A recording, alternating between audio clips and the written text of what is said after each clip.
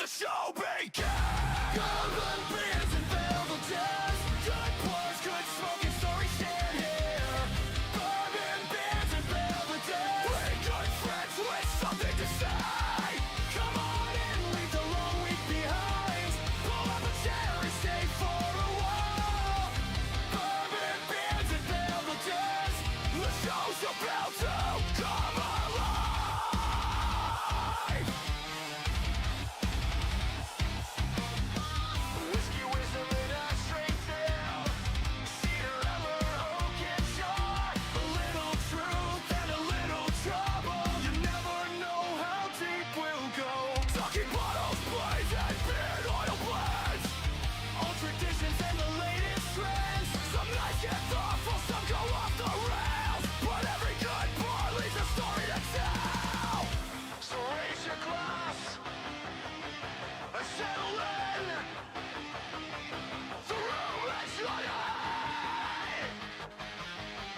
Let the show begin!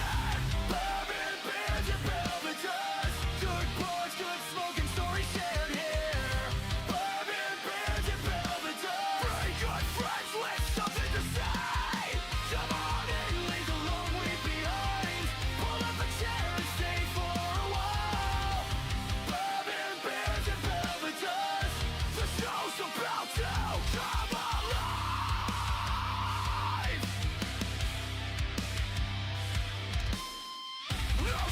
No scripts, no velvet rope, just honest talk and a little smoke. From the first sip down to the final call, there's always room here for one and all.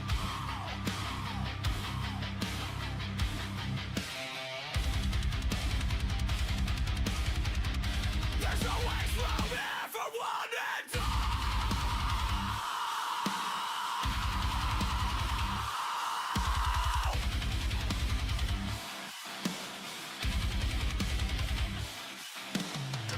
Are filled, the mics are hot, the room is ready. Give it all we've got. Adam, Paul, and Jerry tonight. Three voices underneath the light. Bourbon beers and Belvederes, good pours, good smoking stories shared here. Bourbon beers and Belvederes, three good friends with something to say. Come on in, leave the long week behind. Pull up a chair and stay for a while. Bourbon beers and Belvederes, the show's about to come alive.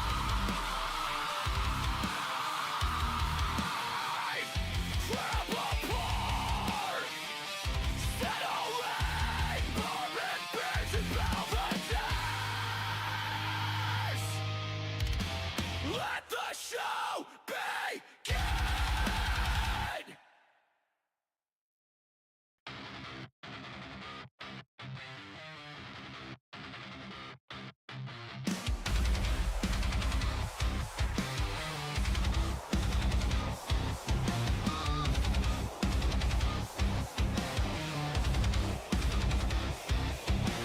Amber in the glass, smoke in the air. Three friends at the table, pull up a chair. The lights are coming on, the bottles are cracked. Once the conversation starts, there ain't no turning back. Adam brings the heat, Paul breaks the grid. Jerry keeps it moving, let the night begin. From the first good pour to the final word, you never quite know what you're gonna hear. So raise your glass and settle in. The room is ready. Let the show begin. Golden beers and Belvederes, good pours, good smoking stories shared here. Bourbon beers and Belvederes, three good friends with something to say. Come on in, leave the long week behind. Pull up a chair and stay for a while. Bourbon beers and Belvederes, the show's about to come alive.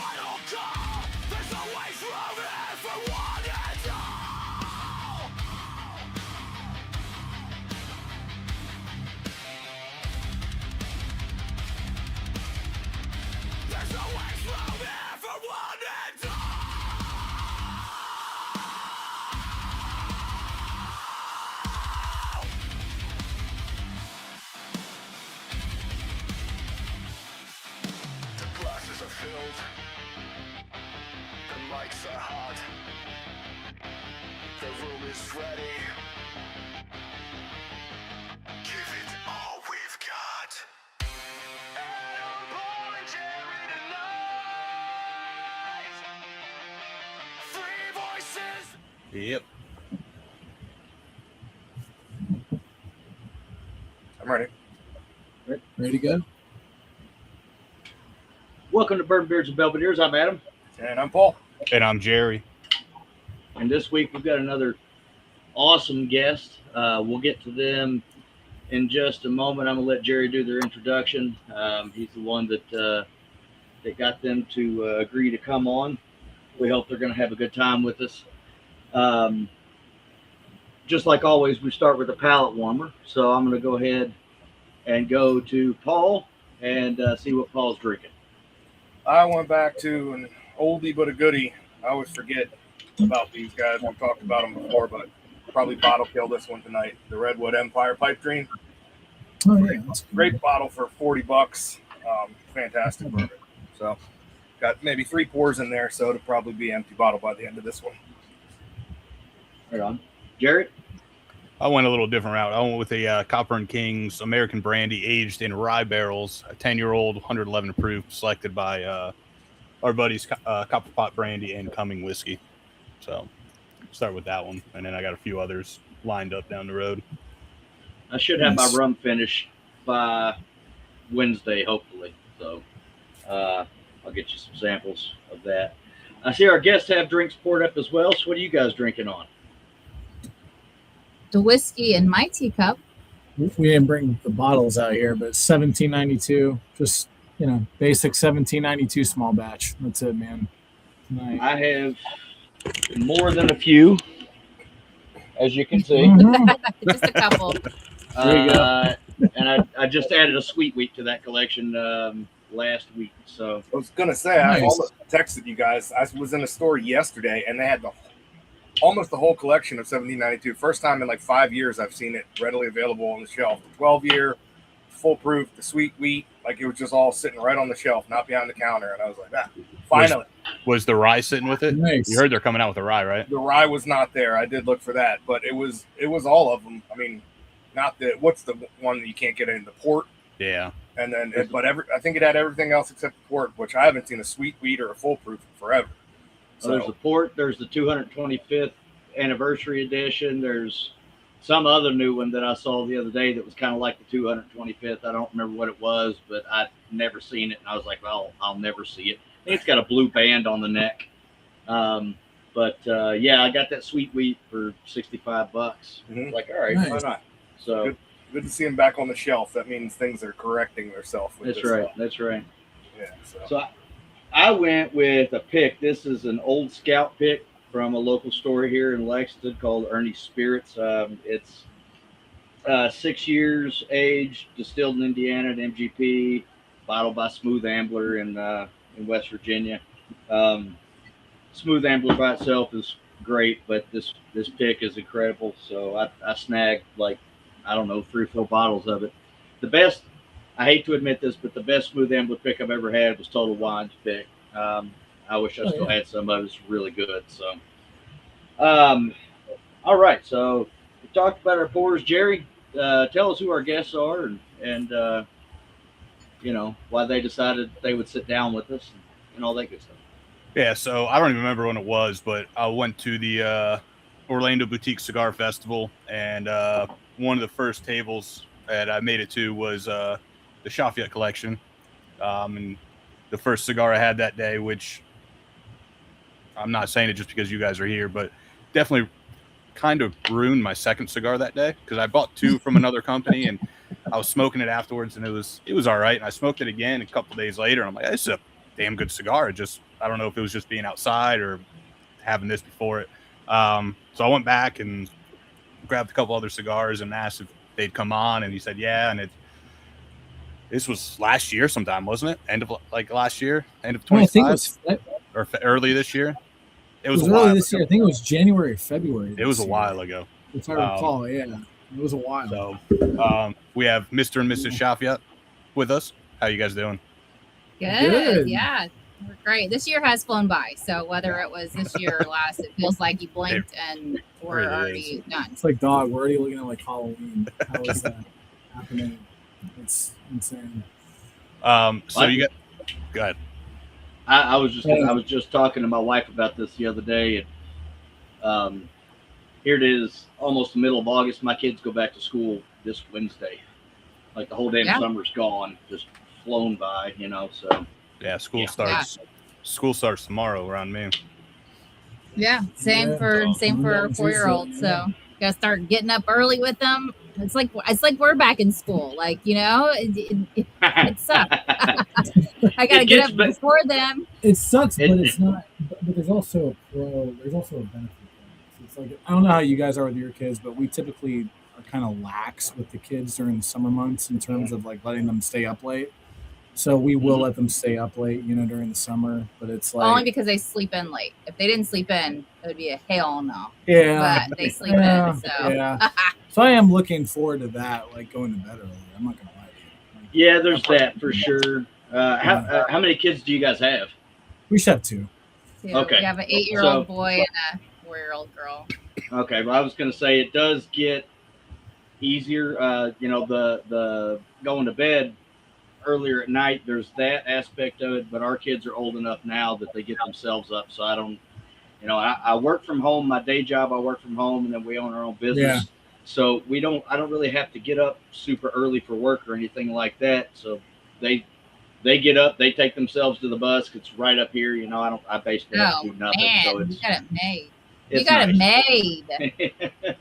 Yeah. That's awesome. But I've been where you are. I have been where you are 4 So you're times. saying there's a chance. There's There a is chance. a chance. There is a chance. Oh my goodness. Mhm. All right, Jerry, what were you going to say before I so rudely interrupted you? I'm sorry. No, it worked because I just had a coughing fit for whatever reason. Anyways, do you guys want to tell a little backstory on the brand and the cigars and yourselves and how you guys started? Sure. Sure. Yeah. Let me start. You go ahead. Okay. Yeah. So we had started the company in late 2018. The idea we really thought about in 2017, but I believe we incorporated in late 2018. And my wife and I was getting really big in the boutique cigar world at the time. And I had a cigar lounge and within walking distance from our house. So I was there quite a bit, you know, and the owner kind of took me under his wing and, you know, showed me a lot of the craft boutique stuff. That was really cool at the time. And so I was getting into that. And then simultaneously, we had gone to a anti-human trafficking conference in our hometown as well. And we went to the conference and we heard the testimony of a survivor who was trafficked by her father starting at 3 years old to 18 years old. And it definitely makes a more significant impact when we hear that from a survivor that you're actually meeting. You know, we actually met this person. And so it just resonated with Crystal and I. And, you know, we left the conference, you know, after a week or so or more, maybe 2 weeks. And I was, again, always at the cigar lounge. And I was really pregnant. And she was really she pregnant. knocked me up during that time. So Yeah. I was not at the cigar lounge. So- just trying to make a baby. So so we talked about this idea. It's like, you know, honey, you know, human trafficking is such a perverted form of injustice that's so prevalent in our culture today. It's like, what if we did a cigar brand or a cigar company, you know, that raised awareness and funds for this cause? And she was down for it, thankfully. He'd started with he wanted a cigar company. I said, "Oh, pump the brakes a little bit." I said, "If we're he was," but I said, "If we do this cigar company, which we knew nothing about what it took to have a cigar brand, so we were very naive, which is probably a good thing. Otherwise, we wouldn't have jumped into it." I said, "Well, you know, we got to do something good with it," and we had said, "You know, well, let's think about this." And it made sense, that you sit down, you have a cigar, people have great conversations. The cigar community is so passionate. And we thought, man, if we could get the passion behind cigars around, the passion to end human trafficking, it would set a fire. It would literally light a fire on people's ass. So, it all kind of came together. I made a really crappy business card and sent them down to the Great Smoke in Miami. And you talked to how many vendors? So many vendors. 45 different manufacturers. 2 or 3 of them gave me the time of day because of all the FDA paranoia that was happening, in 2018, 2019. And so one of the manufacturers gave us a chance. We put out our cigar. That was with Blanco, actually, at the time. We put out our cigar with them, and then to make a long story short, we just started, meeting people, networking more, and the owner of that shop that I mentioned previously, one of his best friends was also a manufacturer, that I connected with, and that's who we're with now, and we've been making, great cigars ever since. But it's great because he really bought into the missional side, and then that was really, really important for Crystal and I. So he really believed in what we were doing, and we knew that the quality control was there. We knew that he was again sourcing some of the best primings that we could get our hands on, and so it just made sense. And we've been doing it for we probably got off the ground since mid to late 2019 is when we really kind of got our got our brand out there, so to speak. And to make a long story short, we went to a cigar festival in Florida and Orlando, like back in 2022, and we had met the Cigar Clowns there, and they play a significant, role in our story. We had partnered after meeting with them and talking with them, and we had mutual respect for each other's brands and products and different cigars, different blends, and we loved each other's stuff, and we just got on the horn with each other and started talking about ideas about potential collaborations. And that bled into the Goldie Grace cigar. And so that was our first right there. Yeah. So it was our first collaboration project with the Clowns. And that was a really successful project. We were really, really happy about that. I think the market received it well. It absorbed pretty quickly. And then about a year, I don't know, maybe 8 months to a year after that project was, out in the world, Crystal and I were just kind of drowning. It felt like a little bit, we're a husband and wife team. We've been doing this for a while, and we were like, hey, I don't know if we're going to keep continuing on with the capacity, with how we're operating. Excuse me. And that conversation we were having with the Clowns, that led to them purchasing Chaffiot Collection, which has been great. It's been absolutely great for us. They were like, hey, we totally understand. Come alongside us. We believe in your mission. We believe in the product. We want to have you guys on board. Let's do this together. So they bought Chaffiot Collection, and it's been a great partnership ever since. So we couldn't be more happy with it. And that's where we are now, so. Yeah, the just keep on doing cutting lights, and one account at a time. So the Clowns are a great group of guys. Well, a couple, I guess they keep growing. It's 2 guys, and then they got a couple guys come in, and there's that. They're good guys. Fantastic cigars too. When I heard you guys kind of joined forces not too long ago, I was excited. So definitely looking forward to seeing what you guys put out, or what you both do for the future, because the bandwidth now, I think we've got 10 or 12 brand ambassadors throughout the US. So before it was just he and I, and with 2 small kids at home, we weren't getting out to shops as much as we'd like and things like that. And we've taken on all the accounting headaches and all those things, and then have really helped with like our boxes and the packaging, and they've still given us all of the creative control, but yet have taken on the bulk of the headache. So it's a dream come true for us to be able to focus on the mission and the cigars, and hopefully being able to put out more cigars soon. But yeah, it's been great. It's been really good. So after the Goldie Grace, what was the next cigars up? Was it this Freedom Fighter, or was it the Evil line? Well, we had the No Evils and the Freedom Fighter before Goldie came out. So those were already out in the market. And sorry, our kids are asking questions. This happens every show, literally every show. Kids come outside. We told you to stay inside. Sayla, inside. Door shut. Thank you. Every show. Okay. Sorry. Every show.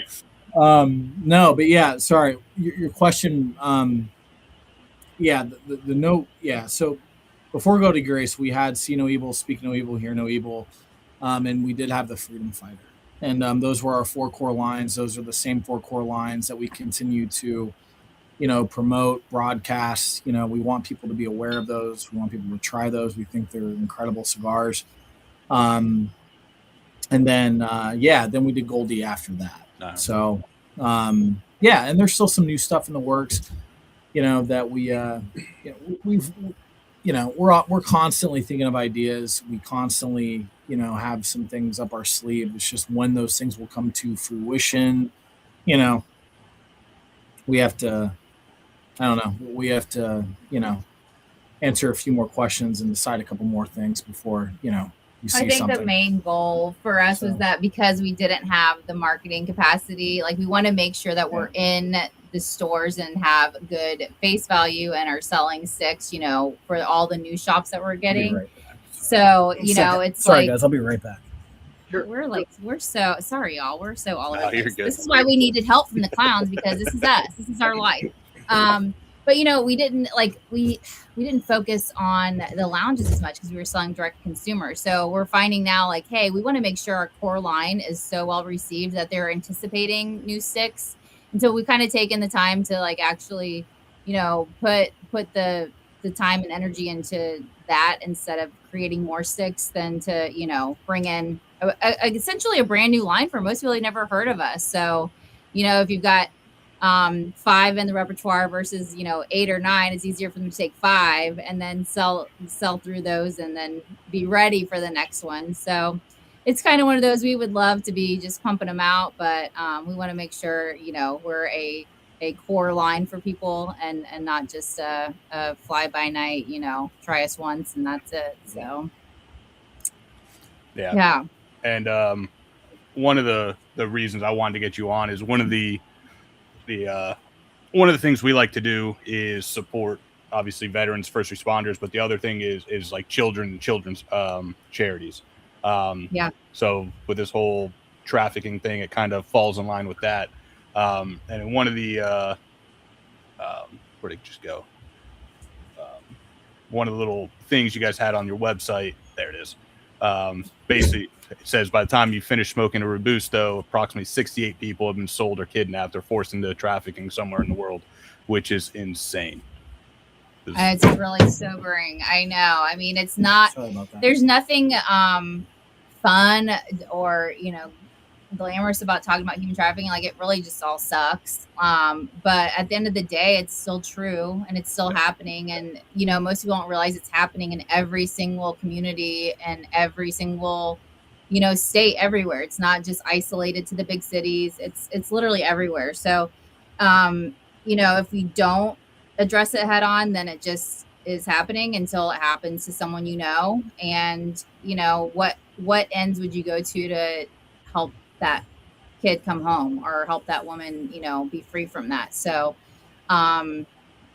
we just feel like it's not, people have to kind of compartmentalize it because it is so disturbing when you think about people being raped for profit. It's that is so disturbing, but when you talk about it, then people may be more aware of things to look for, signs, how to help see signs, how to help prevent things, how to help, we like to plug people in wherever you're at, however you want to get involved. Like there's something everybody can do, but it's like, yeah, those statistics are true. It's probably actually gone up more since we put that out, which is terrible. But you know, we feel like we live in a really safe county, and believe it or not, it's actually like one of the highest counties in Florida, which is wild because it feels like such a safe county, but we're right at the port and we have the 95 corridor, and unfortunately, you know, 60% of kids that are trafficked by somebody they know. So it's not just like being kidnapped. It's by people they know. So you know, you gotta kinda, and people are always surprised by that, but it's like, yeah, you got to be very vigilant, like with your children. Like you can never be too like strict or too safe to keep them safe, because the internet is the main form of grooming these days. So that invades your home, and so Florida's definitely up there. Obviously, being up here in Jacksonville, we have Tim Tebow and all the stuff that he does for it, and he's always doing stuff and posting his little graphics, and literally the whole state of Florida is just one big bubble, unfortunately. And I mean, I think, you know, with the whole Epstein stuff, debacle, I mean, it's been brought to more of a national attention, and it's become more of a buzzword, and people are talking, but, you know, I don't know that people are acting or moving or doing much, clearly. Sorry, not to cut you off. One of the things Crystal and I found out when we really started investigating nonprofits to support, you know, that everyone, it seems like these days, because of what Crystal just said, human trafficking is such a hot topic and a buzzword, and you know, everyone and their mother is like, oh yeah, we support, you know, anti-trafficking efforts. Like everyone says that, and there's endless nonprofits, you know, that claim to do that kind of work. You know, there's so many different nonprofits you can find on the internet that are fighting human trafficking, you know, and a lot of them, like what Crystal and I came to find out is, you know, it's almost just money. It's money funneling. Like, you know, a lot of them just get the cash, and they'll update their websites with it. They'll print more marketing collateral, you know, for their organization, or the money will go to, you know, just other avenues, but none of it's really actually going to help victims or survivors of it. There's a ton of those types of nonprofits. So you know, we wanted to do the legwork and find, you know, the real guys, you know, the ones who are actually doing the real work, you know. So Sarah's Roots, Bikers Against Trafficking, you know, we know those people, you know, firsthand. We've seen the work that they've done firsthand. You know, they're very, very, very reputable. And the proof is in the pudding, you know.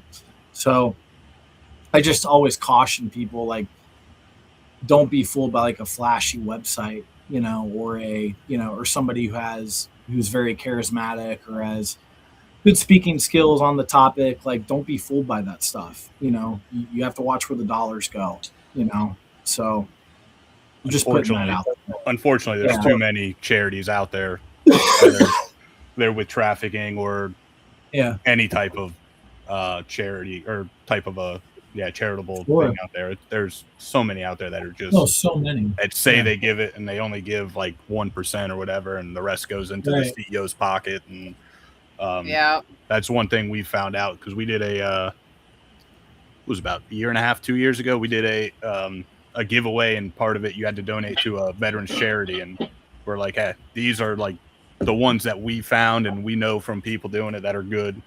You guys can donate to whoever, but these are the ones that either we know someone vetted or we vetted ourselves. So it's one of those things that unfortunately they're out there and not doing exactly what they should be with the donations going into them. But I love that you guys support first responders too, because I mean, let's be honest, they're on the front lines of you know, helping bring justice and you know, helping bring rescue, and you know, that's a heavy topic. But you know, we've got a friend, John Aldi. I mean, he was even telling us, you know, his line of work was, you know, many years of dealing with trafficking cases, and he's like, it messes you up. It messes you up. I'm like, well, yeah, it should. And if it doesn't, then, you know, we should probably check to make sure you have a pulse. But, you know, they need support too. And it's like, if they burn out, then there's not people out there to help, you know, do rescues and arrests and all of that. So we love our first responders for sure. Absolutely. Yeah, we had John and Tanya on probably about a year ago with their beard company, and that was one of the episodes that went close to 3 hours, if not longer, because John likes Tanya. I'm going to bed and just left. He stayed on. We talked about everything from concerts and music to movies to cigars. It was like we have very similar music taste, by the way, me and John, and we're both drummers, you know, so both metalheads, both hardcore guys. And anyway, I think the three he's of us a great guy, right there with him in the same music taste. Also a metalhead. Yeah, metalhead. There you go. Crystal always makes fun of me because like I love wearing band T-shirts. Like when we take our kids to like, you know, Disney World or, you know, SeaWorld or whatever music park, I'm wearing like a Hatebreed T-shirt, or I'm wearing, you know, I don't know, Iron Maiden or something like that. She's like, why are you doing that? You look so tacky. I'm like, you don't understand the metal community. Like, you don't understand. Who's the guy Respect the Neck? The guy, George Corpse Grinder from Cannibal Corpse. Anyway, like literally. Like, anyway, but I'll wear these shirts and it's so funny. And without fail, you know, there will be some other metalhead. I'll either get like 2 or 3 of them. And be like, hey man, nice shirt. I'm like, see, that's why I wear it. I'm like, yeah. And like me and you, we know. I'm pretty sure. You're wearing mouse ears with a freaking guy with, you know, that crowbar, whatever his name is. Kurt Winstein, And I'm like, these are great family photos. I love it. I'm pretty sure. I'm pretty sure Tanya drug John to a Taylor Swift concert. I'm pretty sure he wore a Hatebreed T-shirt to that. That's great. I have a third job at a music venue here in town, working security, and I get to meet a lot of those guys, and they come through. We had 6 Feet Under not too long ago. 6 Feet Under, nice. On Tuesday, I actually got my wife to cover for me in our bit because we have a martial arts business, and I got her to teach my classes for me on Tuesday night, so I can go see non-point, head PE, and spine shank. So like I said, I get to meet a lot of these guys. I got to meet the guitarist of August Burns Red. It's the weakest handshake I've ever had in my life. It was like shaking a fish. No, that's such a letdown. Yeah. And I was like, motherfucker, you play guitar constantly, like you're holding a pick. Right, his hands worn out from doing this all the time. Right. You should have went in with like the little fingers, just. Yeah. I got to meet Alex Varkatzis. He was the lead. He used to be the lead singer of Atreyu, and now he's Dead Icarus. Got to meet Art Alexakis, the lead singer of Everclear. Stood and talked to him for about 30 minutes. You know, he didn't. I was guarding the bus, and he just walked up and started talking to me, like, you know, stood there. He didn't have to do that. And the man's got MS, for crying out loud. And he just played an 1.5 hour long show, and he stops to talk to the guy that's just standing in front of his bus. You know, they really cool guy. So I can respect that. I can respect that. I did go to my cool first hardcore show this summer. I did. Okay. So who was it? It was Sleeping Giant. Okay. And it was. I can no longer say I'm a metal virgin. I am officially. But we took our 8-year-old too, so we flew all the way to California to go see the show. And my Mama Bear instincts. We were standing just right outside the mosh pit, and the first couple bands that came on, they did a great job of like guarding us. But then he stepped back onto my son's foot, and I was like, "That's it, damn it!" And so we went back a little bit, but it was great people watching. And while there was nobody out there, I jumped around a little bit and was like, "Woo! Look at me! I'm in the mosh pit. There's like 5 other people. Yay!" So there's a tour that I'm going to see this tour in Nashville, but it's going to start in St. Pete on November 5th, and you should take her to this tour. It's In Flames, Trivium, and Orbit Culture, Fit for an Autopsy, and Frozen Soul. Dude, Frozen Soul. I've been listening to them in the gym. That's like my gym band right now. just pure like old school death metal. I love Frozen Soul. They're great. Anyway. Yeah. So that would be a good show to take her to. In Flames is fucking amazing. I've seen them several times. That'd be fun. It would be. So my wife doesn't like metal either, and she goes to these shows, and she goes and she stands there and she tries to enjoy herself, and I appreciate that about her. But yeah, I understand his point of view of having a wife that doesn't like metal. So. Yeah, when we met, he's like, "What kind of music do you like?" I was like, "Everything but metal." And he's like, "Oh, perfect. That's what all I listen to." And I was like, "Great. This is gonna work out." Fantastic. I just need subtitles, and I mean, yeah, it's good. I can appreciate the getting it out. That's how I feel like I feel like metal should be behind, anti-trafficking. It's just like beat the shit out of these freaking pedophiles. Let's take them to Pig Farm, and like that's when I want to listen to metal. That's right. I respect these. We've actually got a group around here that I should try to get on the show, honestly, and maybe put in touch with you guys. Maybe you guys could find a way to collaborate in some way or another. They're called Kentucky Prado Pursuit, or Kentucky.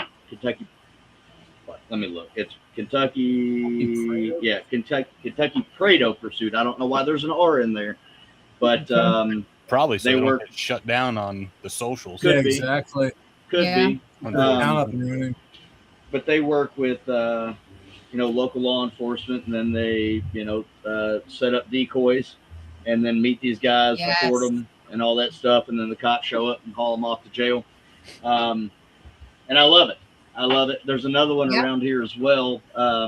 But like Jerry said, that's something that we always close our show with telling people to, show their support for veterans and also for children. And I mean, the whole epidemic of human trafficking goes well beyond just children. But the reason I focus on that specifically is because a human being, a grown adult, has a better chance of fighting off another adult than a child does. Now, I did see this 14-year-old girl that was very highly trained in jiu-jitsu. A man tried to take off with her, and she beat his ass and then choked him out. Wow. Yes. And I'm a very big proponent of children. Like I said, we own a martial arts business. I'm a big proponent of children knowing how to take care of themselves. My children were bullied, and I wanted them to be able to stand up for themselves. And I think that it's very, very beneficial to teach these kids how to take care of themselves, how to fight back. So I train jiu-jitsu. I don't teach jiu-jitsu. So everything I teach is standing up. So what I tell the kids to do is aim for the groin, aim for the knees, aim for the throat, aim for the eyes. If it's an adult trying to hurt you, hurt them as much as you can. And then when you have a chance, get away, scream and yell at the whole time, but poke them in the eyes, kick them in the balls, because it's generally a man that's taking off with somebody, right? I mean, small percentage of them are women. I have seen videos of women trying to take children. But the knees, take out their knees, kick it the wrong way, kick it as hard as you can, and, dog leg it and watch them go to the ground. They're not going to be able to get up and chase you because their knee is all bent and dislocated. So hurt them as much as you can, Totally agree. And I wish, this is just me speaking on the matter. I know this doesn't reflect your guys' opinion, not necessarily.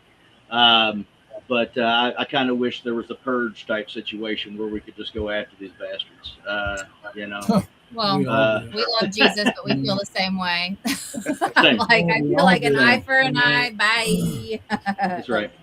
See ya. I mean, listen, there's the chances of rehabilitation for pedophiles is slim to none. So I just, peace out. A big part of that problem, I don't know if people know this, but there are certain prisons that they'll send these guys to, and there'll be a huge presence of pedophiles in the prison, and they will actually run the prison. Now, there's sometimes where they get sent to a prison, but that's absolutely not the case. And the entire population of the prison, they're, as soon as you find out, they're going to aerate your body. But Right. but some prisons, they're a large portion of their population is heavy, or the pedophile population, the sex offender population is so heavy in those certain prisons that they actually run the whole shit. So like there's a special table for non-sexual offenders as opposed to eating with everybody else. And wow, that's wild. so if you're grouping them together like that, no. So what we need to do as a nation is like what they've done in where was it? Iowa, Idaho, something like that, where it is now they kill you by firing squad. That's what we need to do is just and I'm in favor of televising it on every channel, so that way people see, oh shit. Tell you what, man, public execution has its place. Absolutely. He almost bought a shirt. What does the shirt say that you're going to buy? It's something like bring back public hangings for pedophiles or something. I was I wanted to make a shirt that said that. Maybe I will. That's what I'll do. I'm like, but I mean, Florida did put the death penalty for pedophiles that abuse under 12, which I mean, I feel like it should be a little bit higher, but yeah, I mean, I think it's too lax. It's way too lax. I would say you need penalties for serious crimes. You just do it like that. Yeah, no, I would pay for like a Hunger Games style situation. Yeah. No winners, but there's just a lot of entertainment. We can drag it out, put 1,000 of them on an island or on a big boat out into sea, and put cameras everywhere, and you can gamble. That would on be it. the most watched show in the freaking history of ever. Come on. Nobody comes home. Come on. Yeah. Well, shit, I'd never. Winner gets out, and as they're walking off, they go to jail. Or no, the winner gets jail time. Everyone else just gets a barrel at sea. Yeah, I don't know. I feel like I'd want to make it like like put them on an alligator, like we have Gatorland in Florida. Put them at Gatorland and just like let them suffer. Let all the barriers down. Let the gators just run wild. Go. I don't know. What's that? There's a place. This cringes me out, and the guys know. But there's an island, and it's literally uninhabited because it's called Snake Island. That's where this show needs to happen. We need some brave volunteers to go wire that island with cameras, and then drop them off on that island and see what happens. I feel like that's some of the most deadly breeds of snakes in the world inhabit this island, so much so that like humans can't get back in and overtake it, so it's just given to nature. I forget where it's at. It's somewhere, I think, towards Asia, but that's like nightmare fuel for me. So I think our son's been obsessed with it's the swamp people doing catching the anacondas and stuff. I mean they're doing, because Florida's so overpopulated, so they're in Florida and they're literally just like catching all these massive snakes, but he's just obsessed with it because it's just like they're going to bare hands and grabbing the snakes. And I sent Paul cannot do snakes, and I sent him the I think FWC put out a thing about the little tournament they have in the Everglades, so like the snake hunting. I was like, you can go to this, win some money. I was like, but you can't use guns. You got to actually like use your hands and stab them in the back of the head. I need to correct you there, Jerry. Paul and Adam don't do snakes. I could hunt from a helicopter, but that's as close as I'm getting. Nope. There you go. I mean, no, I've seen too many movies. I'd be worried that snake would somehow grow and snack me from the helicopter. I'm not fucking with the snake. I don't like them. They do climb trees and can jump. So yeah. I'm aware of this, Jerry. Thank you. This is nightmare fuel. Yeah. I'm aware of this already. I don't need you to tell me about it. So you have a snake phobia? Like you don't like snakes? Oh yeah. I definitely do. I definitely don't like them.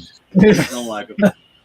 If you want to see a 42-year-old man run screaming like a 12-year-old girl, walk me up on a snake that I'm unaware of, and I will absolutely.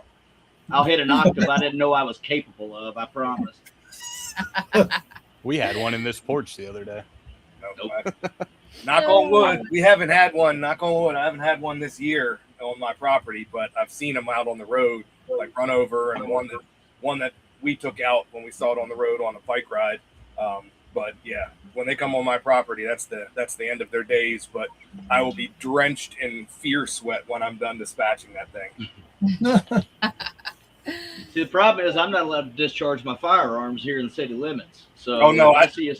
I can't either. I got a bunch of other tools. I got like this long torch. I got a shovel that's sharpened. I got a bunch of stuff. So if PETA's listening or anybody like that, sorry, but snakes aren't coming on my property.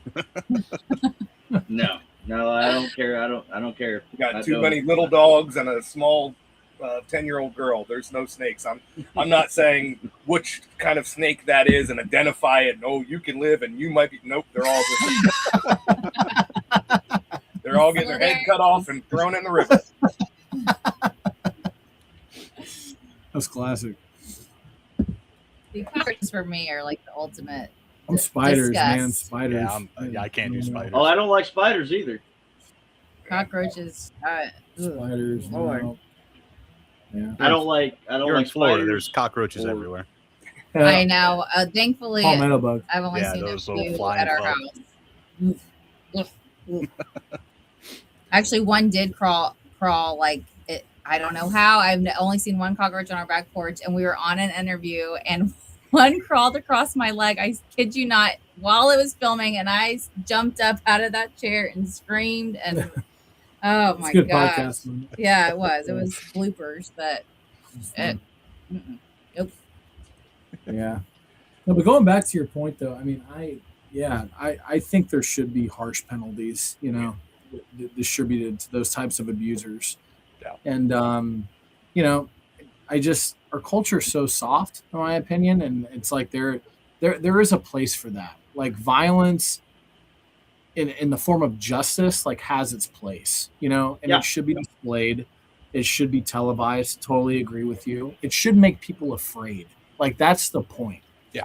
Like if the message is, if you do this, this is what will happen to you. And we're going to show you, here you go, so well, the problem is, like, you got all these judges and this and that in whichever states that are just, the pedophilia and it all goes up to the top. So, I mean, let's be honest. It's really the vigilante thing that I'm more interested in. And I would be interested in funding, the guys that are out there taking care of business, because even our own law enforcement, we don't have a task force in our county. They don't have the funding. They don't have a task force dedicated to anti-trafficking. So, you got to have the funding, you got to have this and that, but then you got to have the people that are actually sentencing to do their freaking job. And a lot of them don't want to. They want to have, people back out on the streets because they're probably pervs themselves, I bet your county spends tens, if not hundreds of millions of dollars on red light cameras and flock cameras and things like that. Oh, don't get him started. Dude. Oh, yep. Oh, I just noticed a fucking flock camera outside my neighborhood. Yeah. And I just noticed that like a month ago, maybe. I was like, no way. Like it's happening. And it's like, okay, it'd be one thing if it, and I'm sure you can do this. Like, I'm sure you can program the technology to only track those who like are on a sex offender list, or track only those who, have whatever. Warrants, felonies, whatever. Like, I'm sure you can do that, but they're not doing that. Like, that's not why they're there. And it's such an invasion of privacy, and it's such bullshit. It's unconstitutional. I hate all that shit. But it's, I think I saw something the other day, like, what is it, like 30 plus officers were already arrested for using flock cameras to stalk or spy. And I'm pretty sure that was just in Georgia. Yeah, it was just in Georgia. I saw a news conference yesterday. One county, I think in Georgia, they had to do a press conference that says, okay, we're going to take them all down because our officers can't stop abusing them. Essentially was the message. They didn't say it in those terms, but that's what it was. They said they had a bunch of high-level meetings, and we agree with the public outcry. We're going to take them down, but it was the reason. It was because the officers couldn't stop abusing the info that they were getting from these flock cameras, and targeting their personal enemies and stalking people and things like that. And that's not what it's there for. But like you said, that's what it's being used for. Right. Yeah. And then it costs tons of taxpayer money, which could be diverted into other better programs. Right. And instead, it's just all on this unconstitutional spying on innocent civilians. Correct. Yeah. So my conspiracy itch has been going like fucking crazy since we started talking about this shit because there's Talk to several me, here I that we love talked a good about. Yes. picture. So, well, first of all, the pedophilia. Okay, let's start there. The Yeah. pedophilia and the trafficking. That's the stiffer punishments and things like that. Those things are never going to happen, and it's because of what your wife just said. It doesn't go all the way to the top. That's why fucking Jeffrey Epstein was allowed to operate with impunity for so damn long. That's why Diddy And there his haven't been whole- any arrests at all. Right, exactly. And you know, I voted for Donald Trump 3 times, and if it comes to light that he is on that list, get his ass too. Get him. I don't give a fuck who it is. Get them all. Get them all. Get everybody. But they're not going Yeah. to. They're protecting each other, right? So that's number one. Number two, the police state is fully here, and I'm going to expand this as far as video games. Did you guys see what's happening with GTA 6? With what? Grand Theft Auto 6. No, what's happening with the video game? Well, Okay. I mean, I hate that game, but So they pushed its release again, Okay. and they pushed it out to November. But now they're including you have to have a government issued ID in order to do anything with their online system. You have to upload a picture of your government issued ID to them. why you The don't even have to have Rockstar. it to vote in California? Why do you need an ID to freaking play a video There you game? go. Exactly. That's what I'm saying. Police state, and then these fucking flock cameras are just the worst. And they say they're out there for light, you know, to do this. They are watching everything that we do. This has all been put into place years ago with the National Defense Authorization Act. In some way or another, it trickled down and gave them the legal ability to do this shit. That's why our phones can track us. That's why our computers track us. Before that, it wasn't really. I mean, well, National Defense, National Defense Authorization Act and Homeland Security Presidential Directive and National Security Presidential Directive. So it's fucking bullshit. But this is where we are. So they're tracking us with everything. They're tracking us with everything, including these flock The cameras. cars and coming they're- out, right? Next year, Yeah. right? The cars, they're going to have the cameras in them, supposedly. I don't know if that got taken out of legislation or not, but I think it's still in there. Yeah, I think by That- 2030, right, by 2030 it has to happen. I By think 2030. And it also has 2030? They AI. also have kill switch and override, and so they can just Right. stop your vehicle, which Uh-huh. See in your Well, car. it's So it's we going will to always have have an plastic. AI in there to do it. It's going to have Yeah. AI in the car. Pretty much thinking about used cars now. For everything yep, else. exactly. I Well, mean, until they do another cash for junkers or whatever, like Obama did to try to get them all off the road because of this, because of the forward thinking to this. You know, Yeah. right. they'll do that again at some point. They'll incentivize you to turn in all those cars in junkyards to get a couple $100, and so that you're forced to buy these, you know, electric vehicles with these, you know, harshly mined metal batteries and everything else that's just wrong with these cars, and then they spy on you on top of that. You know, Yeah. Well, there is Basically, a freaking kill switch straight. in my car. Mine's a 2018, and there's a kill switch in my car because it's got OnStar. Now I don't pay for the OnStar. I don't pay for the OnStar service, but the fact that the module is installed in the fucking thing, despite whether or not I pay for it, if they needed to, because it still has a satellite link, so if they needed to get in there and stop my car because a cop told them to, it would stop and it would lock me inside, guaranteed. Wow. Oh, yeah. It just goes to And show you that all that technology that's available and out there, like they really could stop human trafficking if they wanted to. Absolutely. With all the technology that's out there. 100%. And I fucking can't stand, because it's like this nation you always hear rhetoric and verbiage like, oh, we have to protect our children. Like this nation cares about our children. It's like, no, you fucking don't. You Right. don't care at all. Right. You don't care at all. And it's like, it's nothing pisses me off more than hearing shit like that. But anyway, but that's why it has to be up to us though. So like that's like what I'm trying to like get to people, like Crystal and I's message. It's like, dude, they're not gonna do it. Like they're, you know, the government's not gonna, you know, do the right thing and really seek after true justice, you know, for the children. Like they're not gonna do it. So it has to be started and contributed like at the local level. You know what I mean? You have to start at a local level, your own hometown, and just get people passionate and engaged, and you know, like that's what you have to do. And that's honestly honest to God, that's what we've been trying to do with the cigar community. You know. Well, I mean, So- you got to do it for the one, because when you look at the overwhelming, the statistics and the problems and all that, it's like, damn, that I don't know if you're even going to make a difference. But for the one, I mean, if that was your kid or your niece or your nephew, at what lengths would you go to? I mean, I'd freaking turn into damn, I don't know, Laura Croft Tomb Raider or some shit. My kid, but Liam Neeson. you have to. It's someone's kid. I mean, like we're called to protect the innocent and to protect kids, and it's like Sarah's Roots, the organization that we work with, they there's only, I think, a couple thousand beds nationwide for those coming out of trafficking. So everybody's like, oh, like rescue them. You rescue them, where are they going to go? Where there's nowhere for them to go. And it's a 2 or 3 year process minimum, sometimes lifetime, to come alongside and support people that have had this traumatic experience, and to have rehabilitation and time to heal and counseling and job, all the things.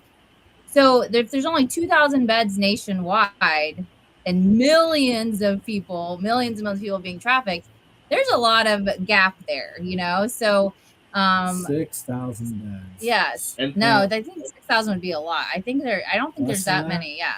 There's last time I checked, was but then they end up homeless, right? They end up homeless, and then they end up back into the same situation. Exactly. So they bounce around from homeless shelter to homeless shelter, and they couch surf, or they're, and a lot of in, car, whatever it is, and so they get sucked right back into trafficking. And a lot of the women have not sustainable. A lot of the women have kids, and most of the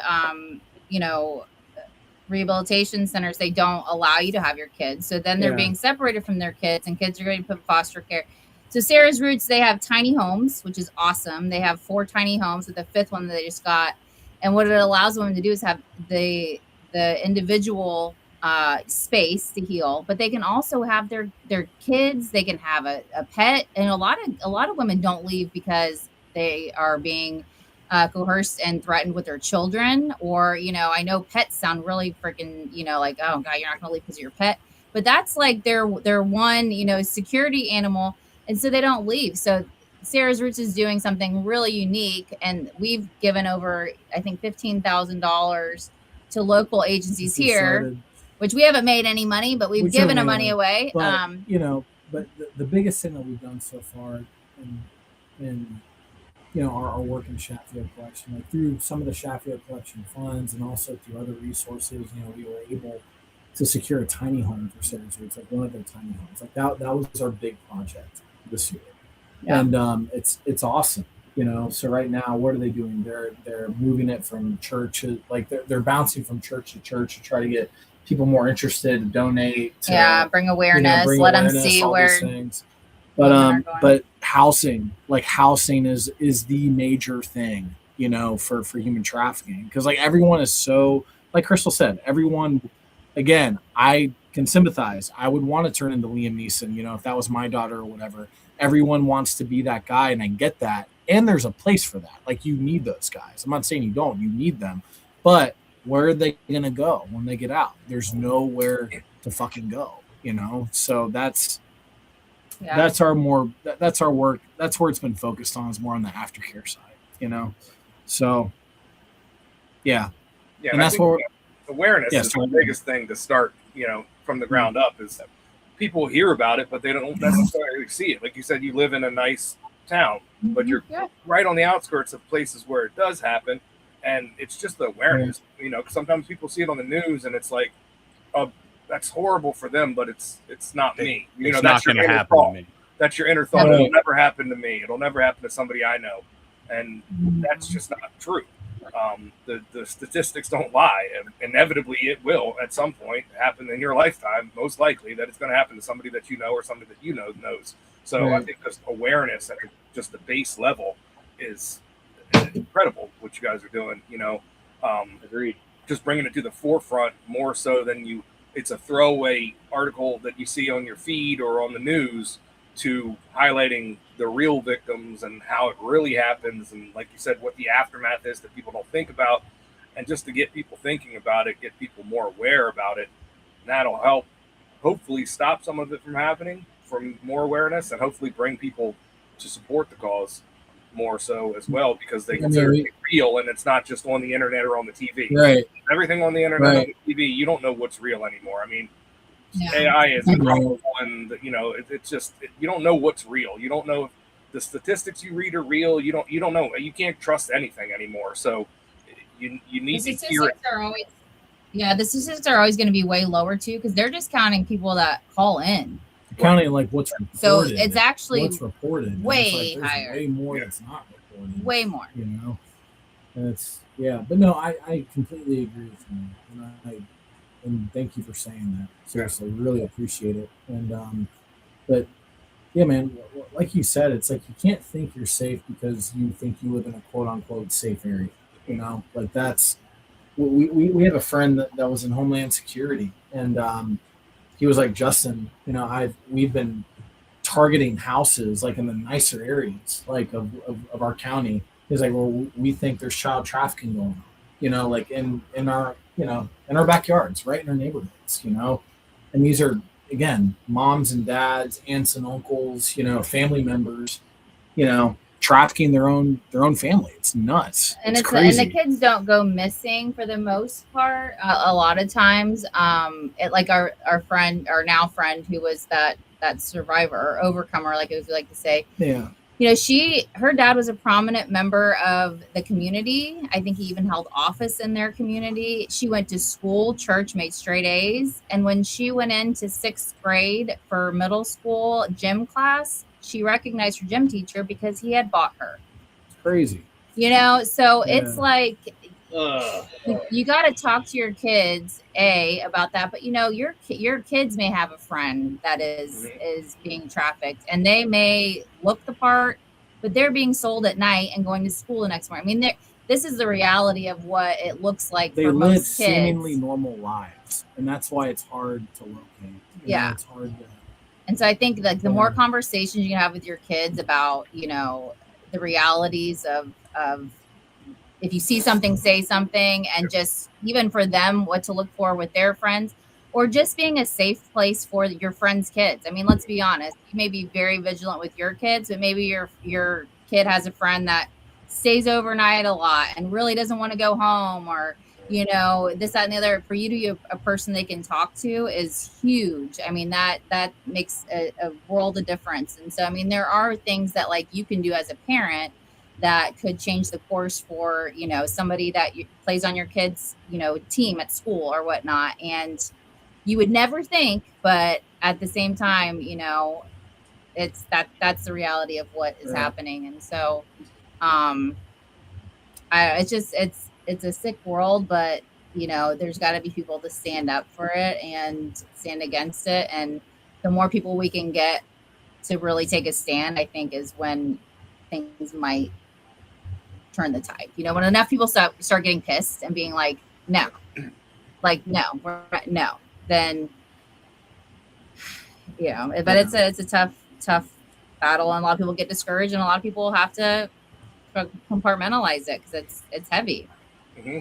I stayed up many a nights just thinking of the stories that we heard, and it's like, if you think about it long enough, it'll drive you freaking nuts, but make it nuts for a good cause. I would go full on Alaskan Avenger in this situation. And that's absolutely bonkers to me. The story that you just told us about the gym teacher and whatnot. I can't fathom. And I guess probably because I'm not fucked up in the head. I'm a normal, rational human being, but how can you do this? I just don't get it. And I've done some dumb shit in my lifetime. I've drugs and been to jail for DUIs and whatever.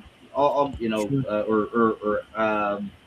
one DUI, I should say, and alcohol intoxication like 3 times.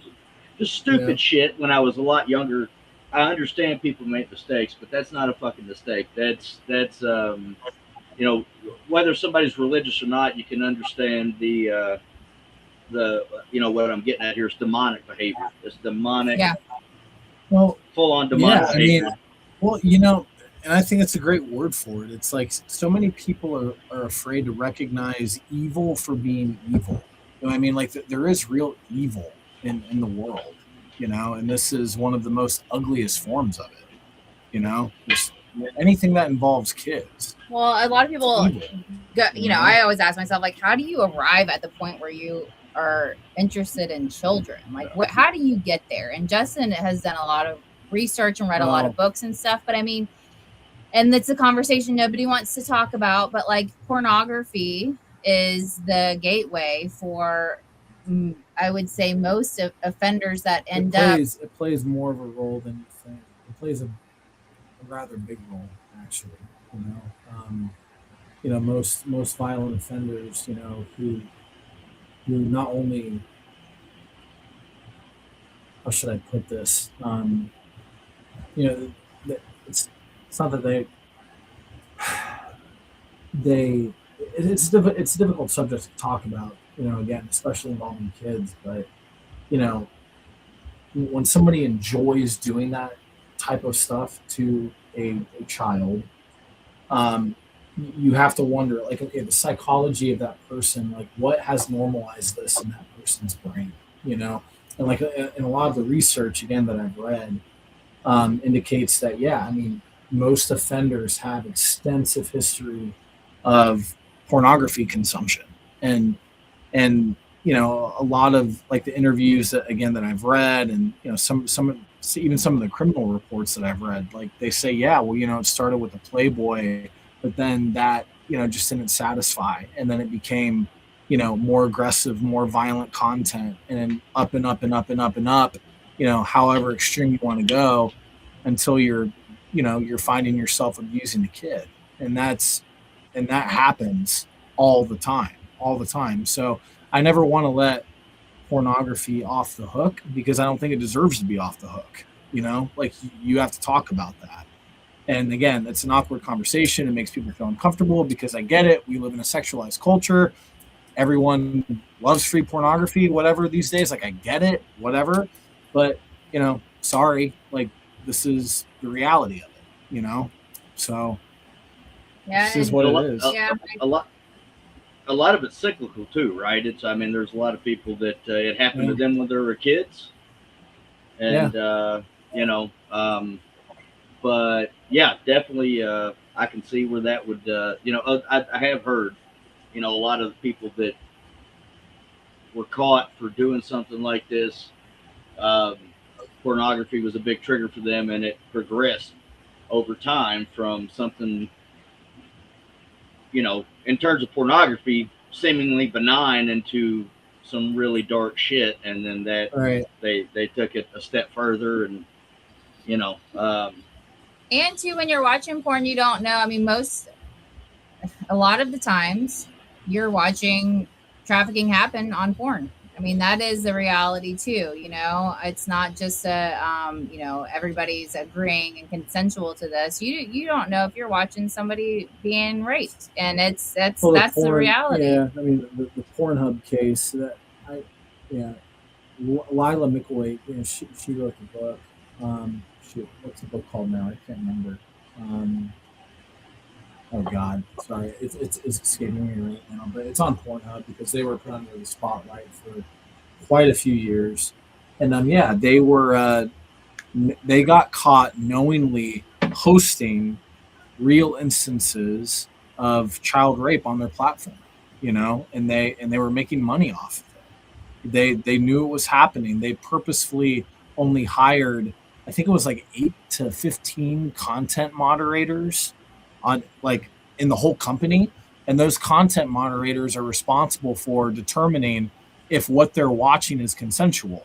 Well, thousands, if not millions, of videos are uploaded daily on to that platform, on Pornhub. So it's like, how can you, with 8 to 15 content moderators, with that small number of people, how are you able to really determine if all these videos are consensual? You can't. It's impossible, you know. But that was purposeful. It was a purposeful thing to do, because they knew, they understand that there's a huge market for that. They understand that there's a huge market for people to watch underage abuse, you know, occurring, And so anyway, Pornhub was put under the spotlight, and I want to say I don't know if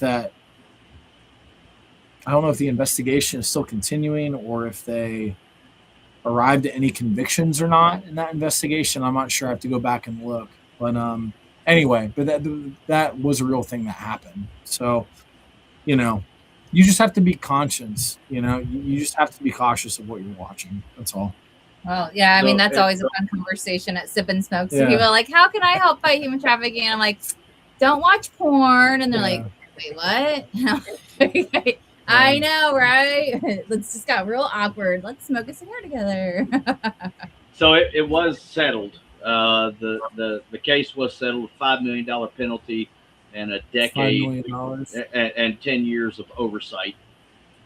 Just a slap on the wrist for them. Yeah. $5 million's like $5. Yeah, right. Of course. I mean, but that's what it was. So, yeah, I guess they got to get out of admission of wrongdoing.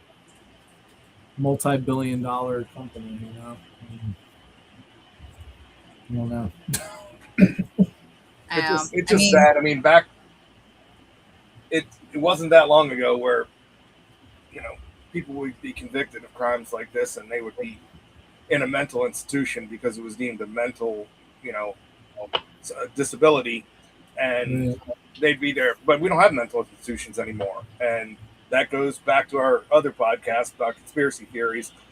They were systematically shut down and boarded up in the 70s and 80s, and I don't think it was just for funding. I think it was because there was a push for this, demonic, push to allow things like this to happen. And we need mental institutions now more than ever, if you ask me. And that's controversial. People might think I'm crazy for saying that, but I think you would fill them the fuck up if you started mental institutions again. Yeah. Brought back some 1950s and 60s thinking.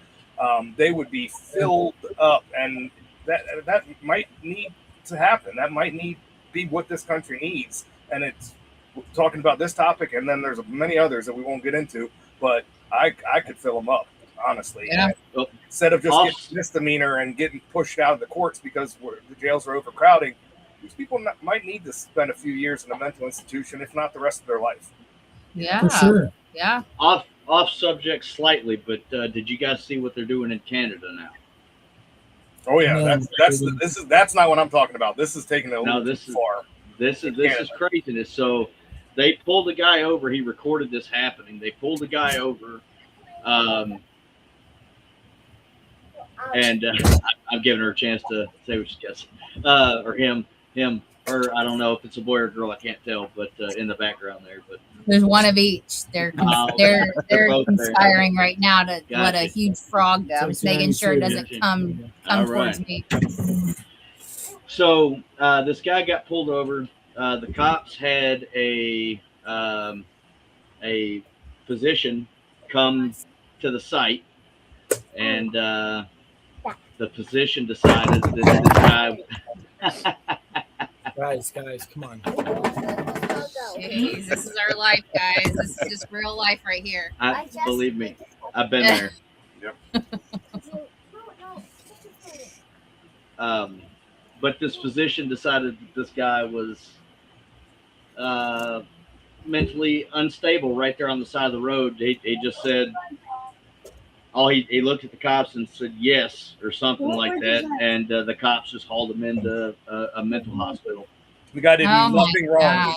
He did nothing wrong, but he was put on a list months before because he was having an anxiety attack or something like that at work, and so he was put on this list, and so now he got pulled over by the cops because they probably flock camered him, and they said you're on the list, so we're bringing out our police psychiatrist, and right on the spot, the guy's answering all the questions. He's recording with his phone, totally sane, in the right frame of mind. He wasn't panicking. He wasn't. And then they were like, "Nope, you're coming with us," and they take him to a mental institution. It's like, that's not what I'm saying. I don't think we need to go that far, but I think we do need to bring back state-sponsored mental institutions. Well, But not like that. Not like just letting one person get put on a list and boom, you commit a crime, and it can be considered because of mental disorder, like a lot of crimes are right now. Jail's one path, mental institution's the other, and I think we need to bring that back. I mean, I know the conspiracy part of my brain knows why they all went away in the 80s, but you know, Yeah.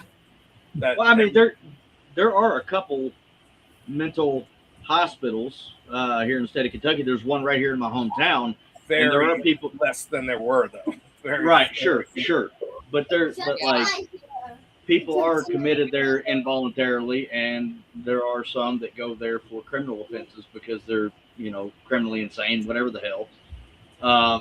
But there needs to be a third level to this where it's just like I said, Idaho. They're not, if you're, you know, certain sex crimes against children, and you're given, you know, a firing squad. You know what I mean? Yeah. It's and that's number one. That metes out justice. I feel true justice as far as those people are. Yeah. As far I feel like there should be some other horrible things happen to them on the way to the firing squad. Yeah. But what a great deterrent, though, for everyone else that gets to watch that or hear about it. You know? Exactly. You don't hear about that deterrent as much, you know, and that's the problem. It's just in those countries where, like, you know, the eye for an eye countries, you always hear about, oh, you get caught stealing a Coke out of a convenience store, they might cut off a finger. Like, that's crazy to me. But guess what? I bet you they don't get a lot of Coke stolen from that store anymore. Right. Exactly. Right. Yeah. Exactly. That's right. That's right. I think it needs to be public hangings. So I think it needs to be the gallows. You know, and right there in the area where it happened. You know what I mean? If they do something terrible to a child, they do it right there in that town so that child's family can see this. You know, they can see their justice in person, and then that needs to be televised as well. So in that way, they put that message out there: hey, stop doing this shit, or this is going to happen to you. The family should get to cut their balls off first. You know? I am in favor of that. I wasn't going to get that graphic just because I didn't, because of your sensibilities, you specifically. So I now am a that you've said it, woman, but at the end of the day, listen. How about stonings? I always like town stonings. Yeah, that always intrigued me. Just tie them up to a stake and let everybody in the town throw rocks at them until they're dead. Yeah. But the package has to go first. Tie them to a tree, cut it off with a spoon. The whole package. You know, the balls rusty knife, the twig and giggleberries. Biblical with it, you know. I mean, I mean, it needs to happen. It needs to happen. It's abhorrent and it's awful.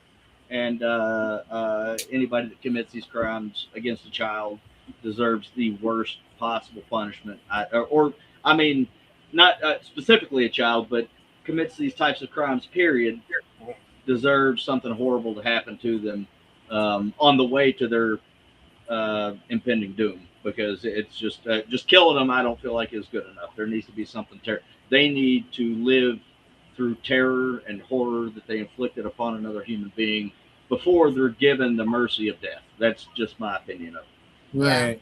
Right. I feel like I want to come back on and talk to you guys like about conspiracies. I feel like y'all are my kind of people. And they're not conspiracies if they're true, are they?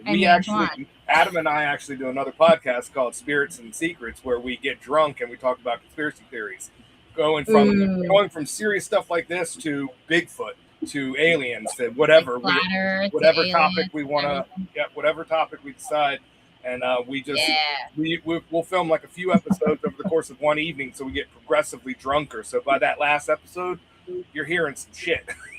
You're hearing everything that we think about that we don't normally say when we're sober.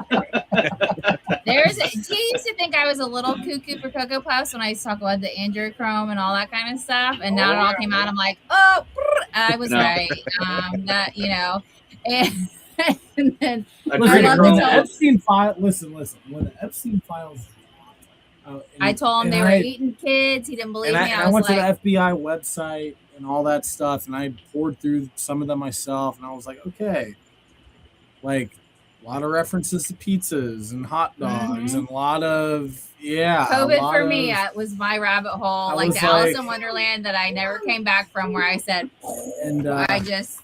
It for me, I was like, okay, it's all been starting to unravel, and since then, I can't unknow it or see it. And I'm like, there are too many coincidences for it to be coincidence. If one, like 5% of this is true, oh shoot.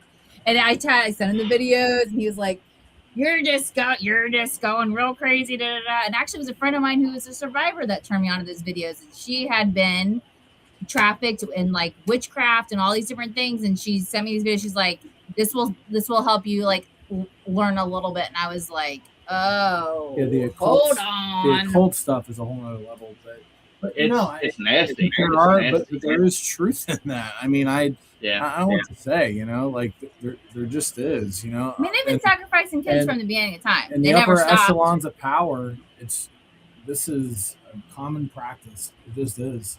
So, so we definitely need to work out a time to get you guys on that show, because your perspective in this type of thing, I think, would be crucial in talking about the Epstein files and things like that. However, it is. It's my perspective on this particular issue, especially as it pertains to sacrifice, human sacrifice, things like that. We're in a more technologically advanced society now. Back in the day, right, when they had more frequent brushes with mysticism and the occult, like, they knew some things, and whether or not we're able to prove it with science doesn't necessarily make it untrue still to this day. And the fact that those practices existed way back when, well, humans don't tend to abandon practices, right? We like, whether or not it's true or whatever, you can find somebody out there that's still using a manual lawnmower.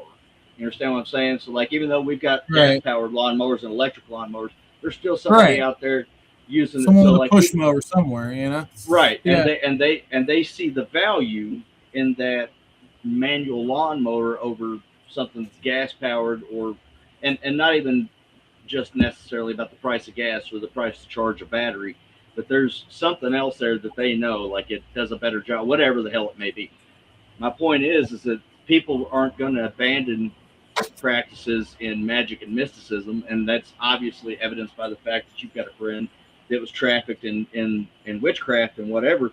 But it may not be a value to our lives, but there's definitely some value in that knowledge, I suppose, and there's a reason why people still do these things. And if it had, if there was any reason for people to know about these things back then, there's still a reason why we should know about them today. And the three major religious books, the Bible, the Torah, the Quran, they all, now I've got my personal beliefs in the Bible, but all three of those books warned against divination and witchcraft and things like that. There's a reason for it. And so, that's still a very real thing, especially within the realm of human trafficking, because some of these people aren't being shipped off to be sex objects, things like that. Some of them are being sacrificed. And just like with the Epstein files, I first heard about adrenochrome 25 years ago. I was listening to Alex Jones, and he was talking about it back then. And a lot of what he says is absolute insanity. And a lot of what he says, that same insanity ends up being true in some way or another. Now, the whole lawsuit against him with the Sandy Hook situation, I think he should have kept his mouth shut right then. That was the wrong thing to say at the wrong time. But a lot of what he says has turned out to be good information. And the adrenochrome situation, he's been right about a lot of things. Yeah. He has. He really has. And that is a nasty, nasty one, because for our listeners who may not know what that is, basically they scare the shit out of a child, a baby or a small child, so that all that adrenaline rushes into the bloodstream, and then they kill the child, drain the blood, and they get that it's a drug where they drink the blood and it's got this adrenaline in there. And it's so, and I actually heard something about Justin Bieber recently, who apparently admitted something to his prayer group at church. And I don't know if this is true, but the story goes that he was taken to a party, and in a room at this party, there were men sitting around drinking red liquid. and he looked over, and there was a baby that they had killed very slowly. So then that way they could extend the terror over time while they cut and just did all these terrible things, and they were drinking the blood and laughing about it. And they told him that if he didn't join their little club, that his child, who was gestating at the time, that they hadn't announced yet, but these men knew about it, his child would turn out exactly the same way as that baby that was there in the room with him. And whether or not that's true, that's a pretty fantastical story to make up, even if it's not true. But the point is that shit does exist. It does exist, and a it's lot terrifying. of times they'll put it right out there in front of you, and because it sounds so wild, people won't believe it. But it's just like, yeah, well, they're not. They gotta tell you. There you go. It's part of like their whole ritual things. They have to tell you what's going on, and they'll do it through entertainment and through music and through all the things. And then we just go, "Oh, that's crazy." No, I mean, I believe Moving on. I think that's why they dumped the Epstein files the way they did. I mean, there's millions of files. Millions. Yeah. How can anyone pour through millions? How can anyone do that? You know what I mean? It would take forever to do that. It'd take years, to really go through them all and try to organize them. Depends on how fast you read. Well, I guess you have AI for those things now. Maybe you can expedite the process. I was going to say, you just gave me a good idea. I'll build a small AI to parse that for us. Yeah, but my point is, I think that was intentional. It was 3 million documents or some shit. And it's I think that was a way to honestly overwhelm you, with the whole thing, to the point where you just kind of give up, You're just okay, I'm done, Yeah. The thing though is that there's enough of us out here that if we really just lost our shit, if as many people organized over this and collectively lost their minds as they did over the George Floyd situation, right, we'd have an answer tomorrow. You know what I'm saying? Yeah.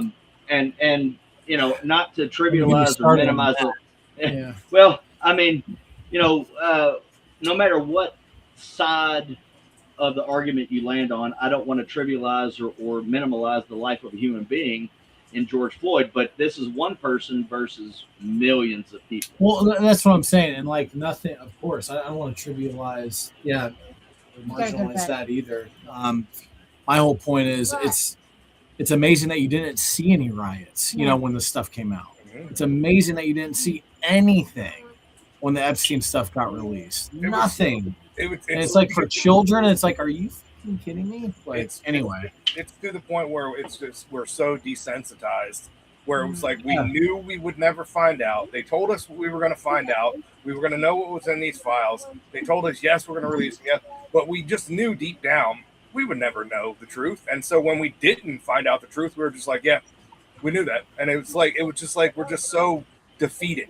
And it's a mentality that needs to be changed in America. We got to stop being okay with just being defeated. We need to, stand up, and this. Well, I think it was a test too to see how people would react, and people for them to test, hey, is there gonna be an upheaval about it? Is there gonna be a revolt? And there's not, and they're oh, okay, cool. So we've next thing you know, flock came. Exactly. You know what I mean? Okay, well, speaking of kids, I gotta get my kid to bed. So I hope you guys are still talking when I'm done, because it's gonna be very fast. But I'm sure if we I will. don't for some reason, I would love to hang out again, and I'll grow my beard out next time. Please don't. Please don't. I'll get a fake one, and I'll. There you go. It's been a pleasure, and hopefully I'll get back on here. Thank you for I'm your sure we'll time. be here. The it ain't conspiracy, but it's true. No, I know. It's conspiracy. Well, there are conspiracies. There are real. I hate that term, conspiracy theories. You know what I mean? Well, because it's there are conspiracies. What is a conspiracy? It's something, or somebody is planning something behind closed doors, concealing something. Three or more people, I think, is the actual definition. Yeah. It's that happens in my work. What are you talking about? Conspiracies are all the time. You know what I mean? Anyway. Yeah. What were we just talking about before she said she had to go? There was something I was going to say, and I don't just being desensitized. I was just saying how completely with COVID, with Epstein files, just that's what it was. Back to back, desensitization. You know the word I'm trying to say. Desensitization. There you go. And it's got to be a program that probably has, you know, guidelines that are written out on paper somewhere, because that's exactly what's happening. You know. Well, that's what I was going to say. I think that's why COVID, and I do think COVID was manufactured and released, and that's why it was to test our to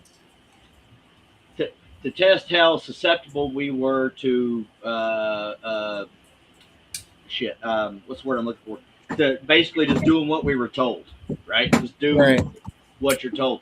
And then that was the first, like that, at least of my lifetime, that was the biggest social experiment, was COVID. And then now they're starting to release the Epstein files, the UFO files, all this shit. And basically everybody's just sitting around going, you know, like, whatever. They wanted to see how, you know, how willing we were to just sit by and do nothing. The problem, and what they've really done is they fomented a lot of divide between the races, and that's basically become the new opiate of the masses, is, you know, racism and transgenderism, and so they're using that as a way to keep us divided and keep our eyes off the things that matter, like the Epstein files and human trafficking and things like that, because that doesn't play to their agenda. Their agenda is to basically ruin us and enslave us as an entire civilization, not just a nation, but just an entire civilization. And this is one way that they would use the slaves, honestly. And they want us to be complacent in the face of all this shit. Oh yeah, I mean it's a global problem. I mean, you see the paid mass migrations in the European countries. Those people aren't just organizing themselves to cross borders and infiltrate these European countries. It's being organized by another group, and they're all being paid very well to pick up their lives and infiltrate these countries that have open borders.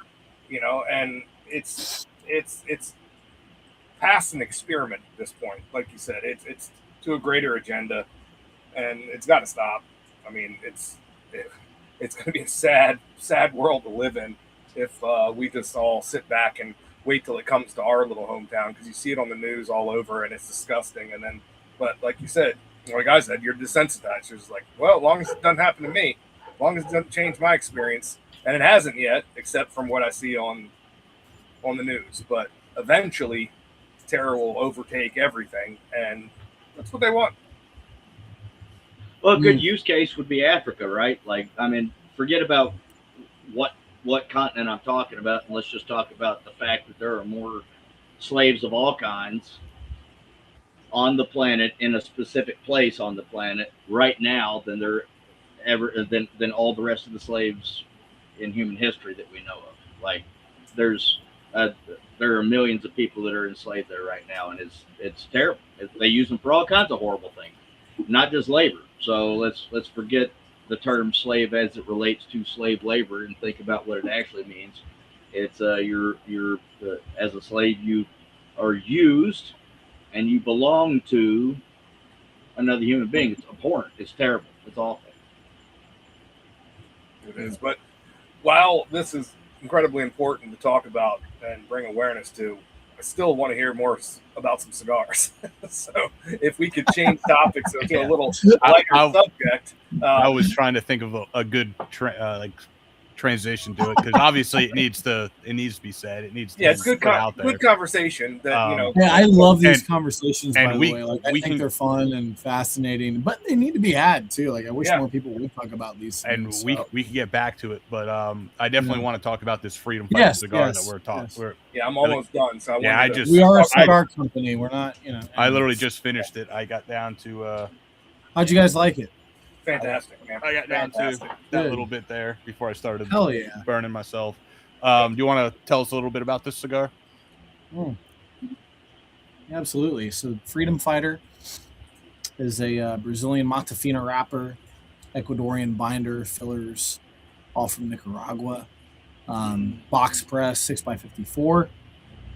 Yeah, man, I'd say it's definitely a medium to full for sure. Some people would classify it more on the fuller side. I personally, because palates are so subjective, but I think it's more on the medium to full side for me. But I like that. Notes of leather, from what I get anyway, leather, orange peel, some good espresso earthy notes in there as well. Yeah, man, it's a very complex cigar. This took us over a year to blend. So a lot of cigar companies out there, they'll just pull blends off a shelf, that have been there for however long, and they stick a band on it. That's not what we do. We've never done that. And it's I'd say this is our flagship brand, or our flagship line for sure is a Freedom Fighter. It's the profile, image on our Instagram page. We just want the Freedom Fighter, image displayed. Even though we're Chaffiot Collection, we want the Freedom Fighter out there. So it's like that's what we stand for. That's who we are. So yeah, no, I agree with your notes. I've been writing them down as I go.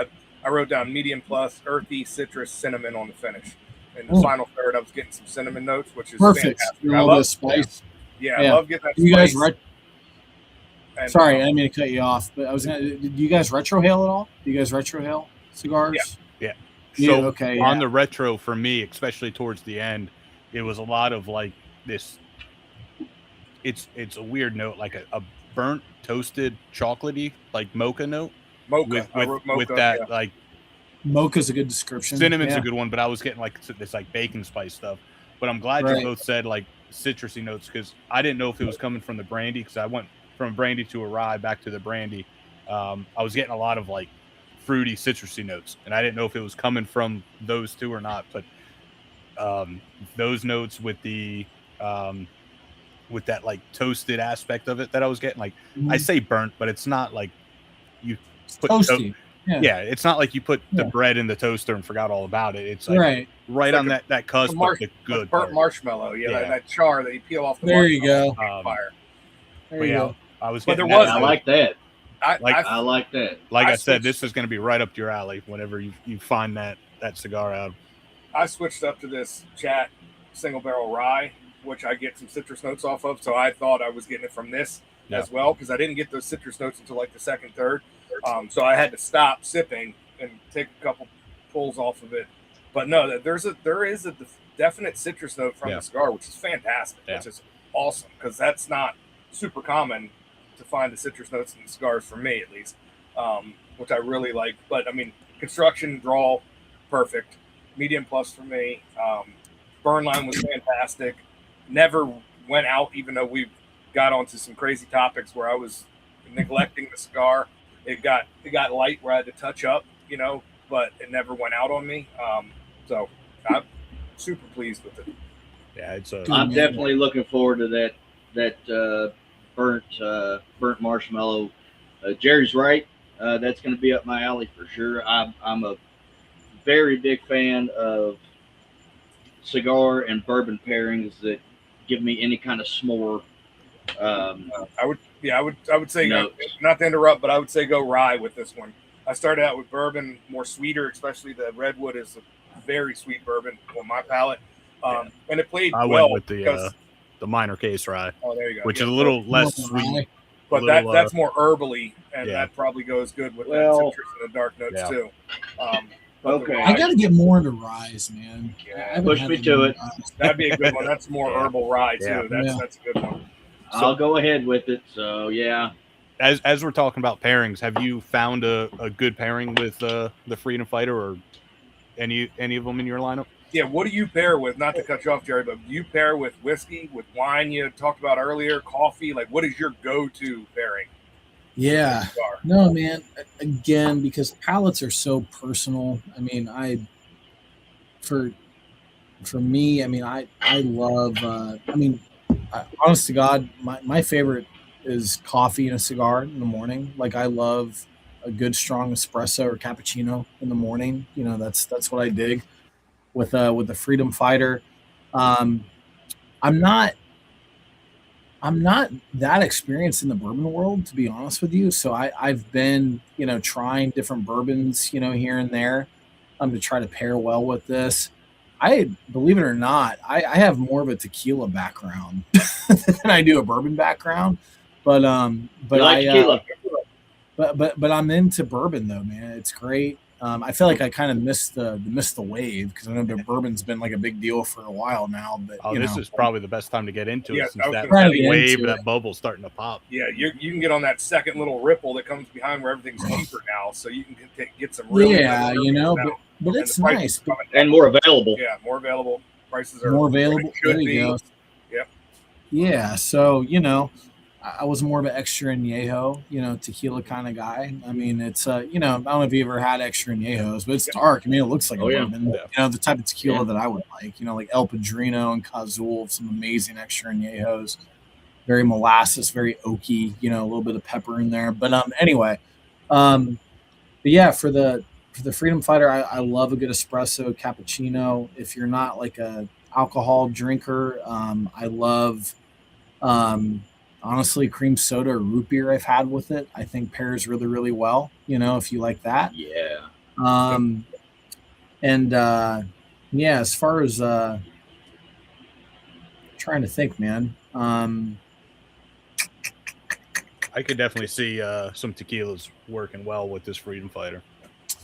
I used to drink it all the time, man, with this. Yeah. With that agave citrusy notes that I get off a lot of them. Oh, yeah.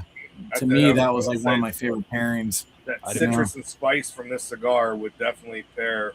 I mean, it would go good with rum too. Just a really good rum. That too. Have you ever had El Tesoro extra añejo? No, I haven't had that. Have it. Pretty good. Okay. Have it. It's good. It's really fucking good. Yeah. Send me a message on Instagram so I remember. I want to try it.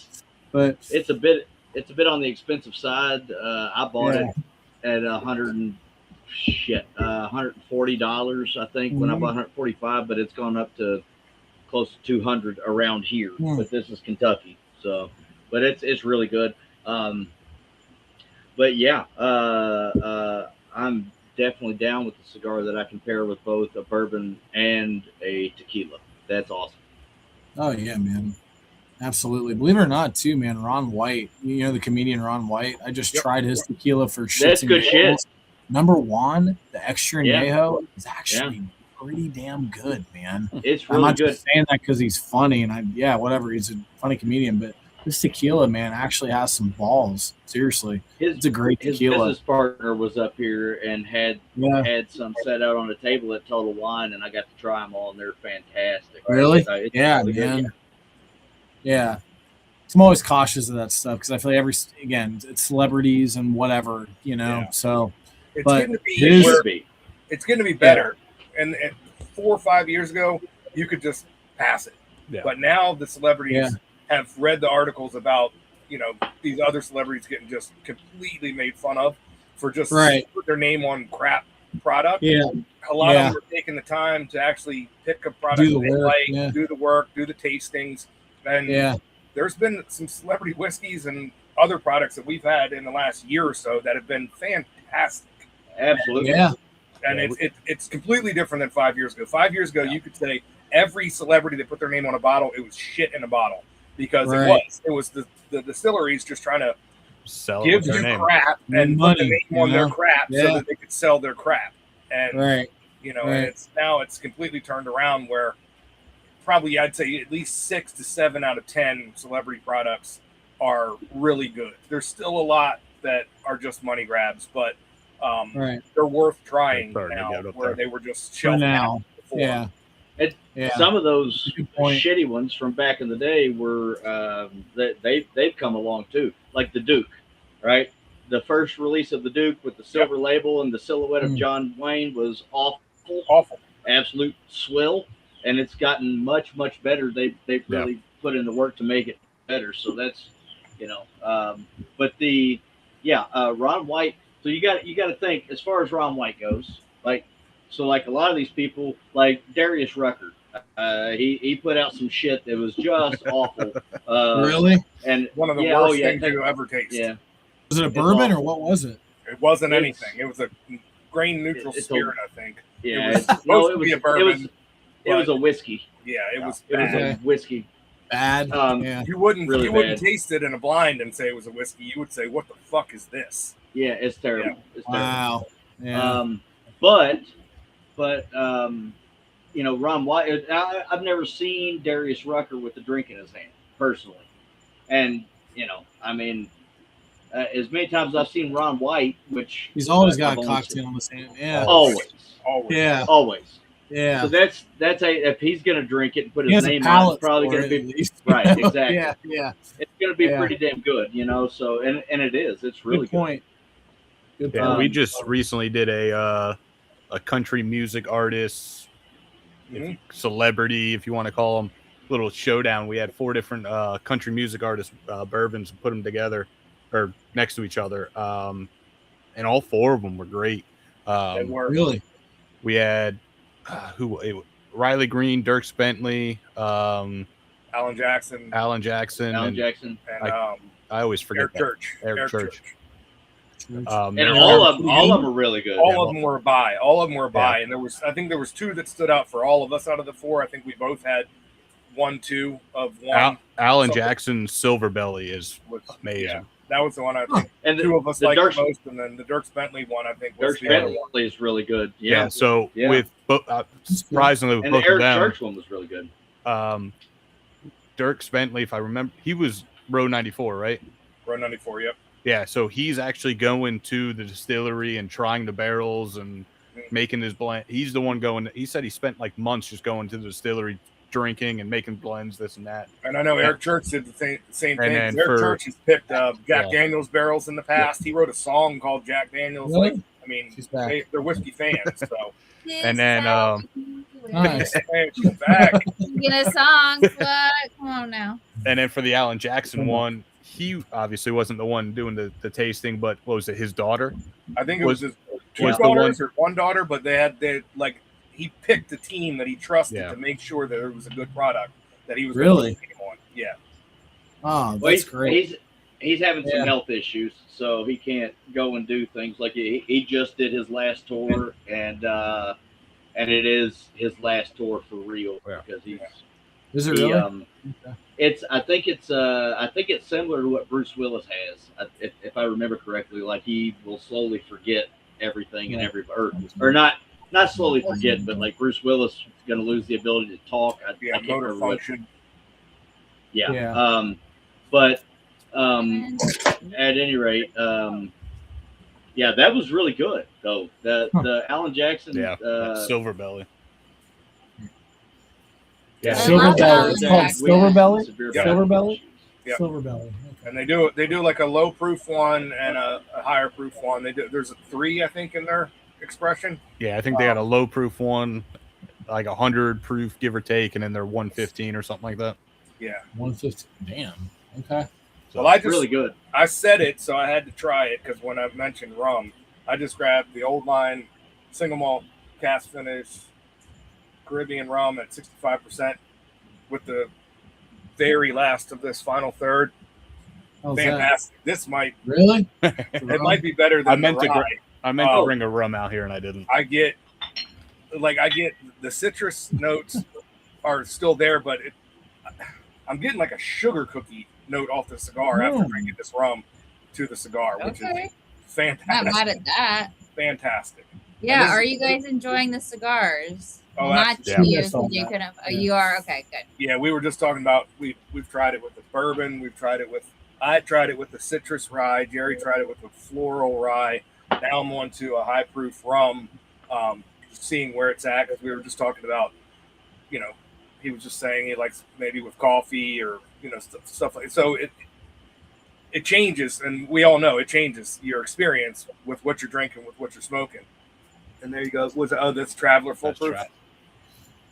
So that's Chris Stapleton's, which is fantastic as well. That's Buffalo Trace product, and that's we're all talking about these like celebrity spirits and stuff. Yeah. And he was saying 5 years ago it used to be crap, and now a lot of them are really, really good. Yeah. So you're gonna try them because I mentioned Ron White tequila was really, really good. Yeah. One of my favorite wines. Yeah.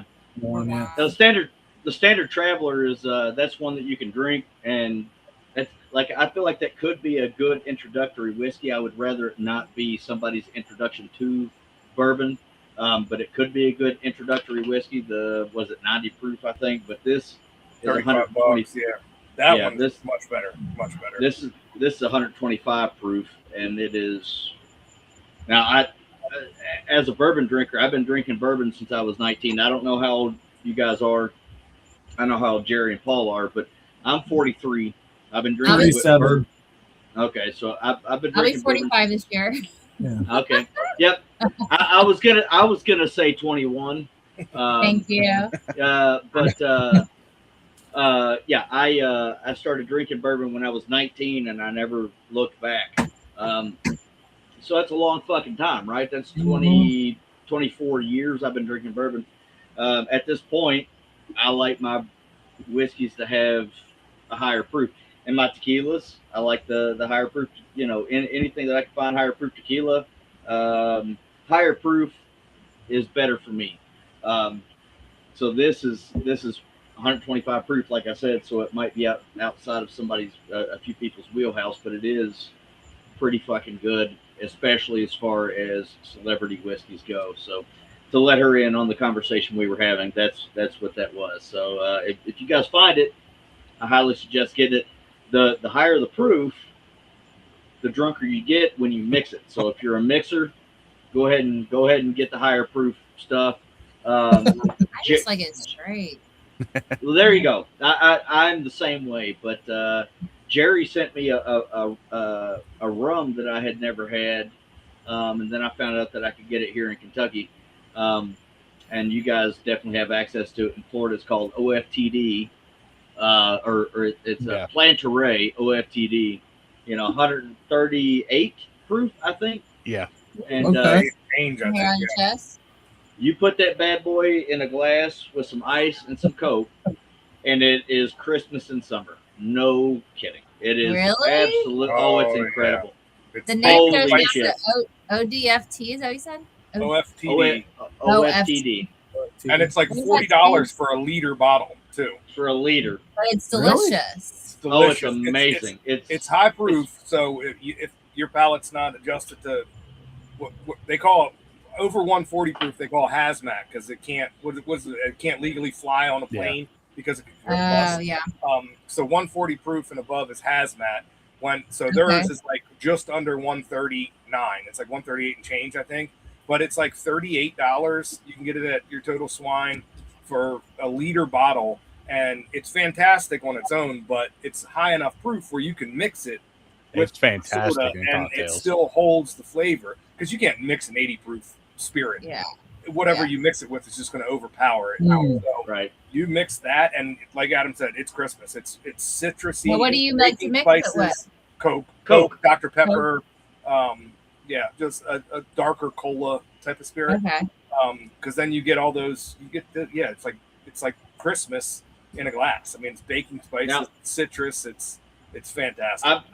I'm going to give I you a like Christmas. suggestion. I'm going to piss Paul off in doing so, but if you mix it with a Mexican Coke in the glass Okay. bottle and the We're cane American sugar, only. No, I'm just kidding.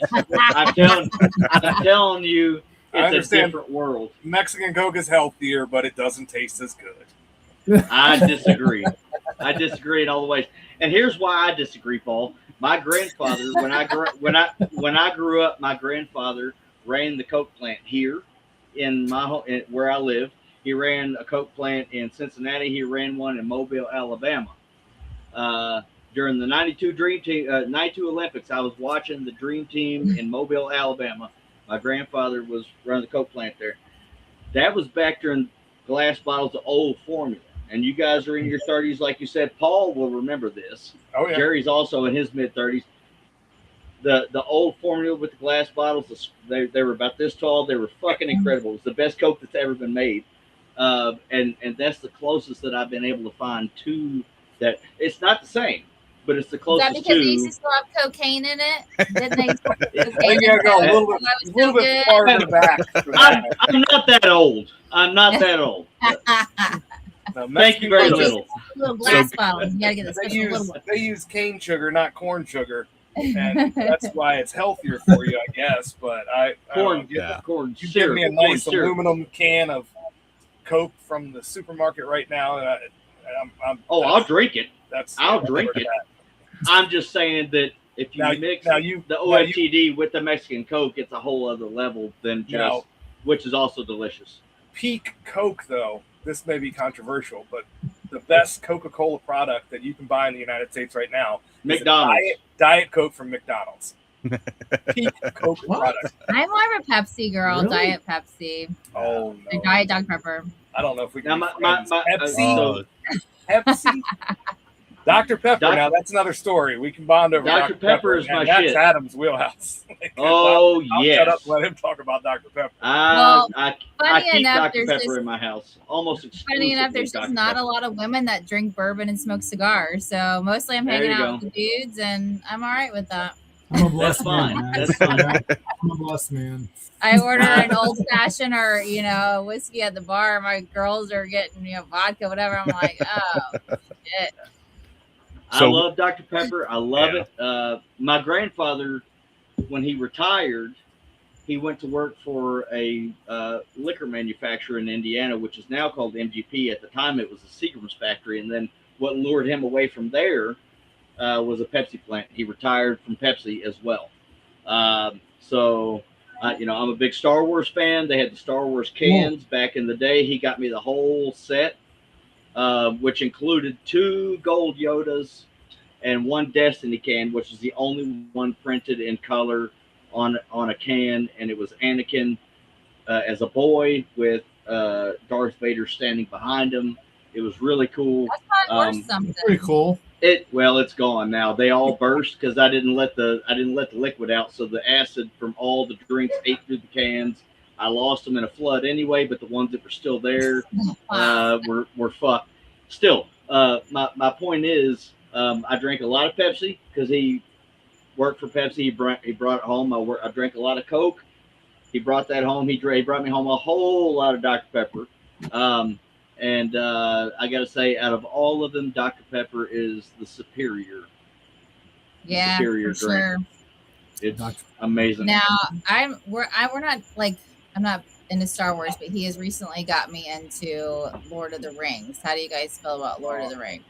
Yeah. Okay, because like that was a big thing. So- Our summer last year, we watched them all with our 8-year-old, and Amazing. 6-year-old. Oh, he was 6 at the time. Yeah, it was against my better judgment, but I mean, I was like, Who am he's I? 6. He's ready. this orcs, Oh, though. amazing movies. Yeah. Amazing movies. So one Looks thing good, that you'll though, man. find, Yeah. most metalheads are huge fucking nerds. Yep. We are. and, Lord of the Rings, Conan the Barbarian. I love them. I love Comic them. book or graphic the- novels, I should say. The newest, the He-Man movie that just came out was I haven't a seen it yet. masterpiece. Oh, it's a masterpiece. It's I gotta watch it. I'm gonna Incredible. watch it tonight. Oh, great. It's Thank you. And I'll be watching incredible. that later. hold on just a second. Oh, he's got to get you his. Yeah, I haven't here- seen it yet either, and I'm a huge fan. Yes, That's, that's awesome. that's my popcorn bucket from the movie. That's Uh, classic. and then this opens up to hold your candy, but I can't get it open. And then here's so my. This is a beer stein. Oh gosh, you. That is. Yeah. Oh, man. I gotta meet you guys in person so we can just hang out and drink together. I already met Jerry in person, but we didn't know that much about each other. We need to do it again. Yeah. So Yeah. this is real. This is ceramic. This is pewter, just like all the rest of my beer steins. So yeah, it was amazing. You got to see it. Well, you have found your people, Justin. These are your people. They can be your people too, Crystal. I know, but I'm Yeah. probably never going to be metalhead. I'm definitely not into graphic novels, and there's a few things. I mean, I can converse, but as far as like tribal like sense, I feel like these are your people. feel like so too. And I will be association station, but I'm not. You know, I can't fake funk. I'm not gonna. Support. I can support. I can appreciate. There you go. But it doesn't move me in the same way. Maybe you just haven't found the right thing. Like, you know, you'll listen to one song and all of a sudden it won't make sense. Maybe there's still hope. You just haven't found it yet. Maybe there's still hope. Yeah. Have you guys talked to the Smokers Abbey up here yet in Jacksonville? No. Okay. Well, yeah. Yeah. We were at the Sleeping Giant show with Loyal. So Loyal came out and we actually picked him up and brought him to the show. Yeah, that was fun. So we hung out and we're slacking on that so bad. So you guys got to do a cut and light up here. I need to call Molly. It's actually my fault. Yeah. So it is actually completely my fault. So the wives, Loyal's wife and Crystal are supposed to talk. And but yeah, we're trying to get that on the books, and I'm sure we will at some point. So, but Loyal's a great guy, though. Yeah, man. It's like he was in the pit hard too. It's like 5 minutes from my work, so it's one of those good things and bad things.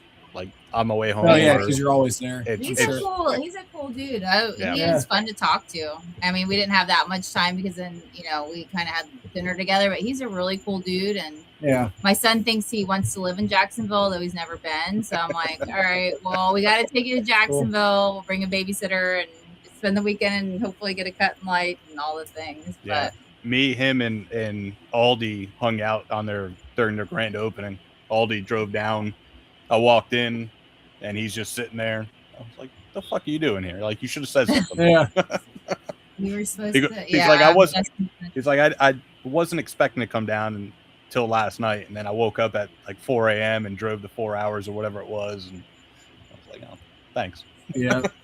Yes. Well, hopefully we'll be seeing you soon because he's a great guy and it's a great shop they got there right now. Oh, I know, it looks beautiful. Happy for them. That's great. I'm really happy for them too. Yeah, you got to call.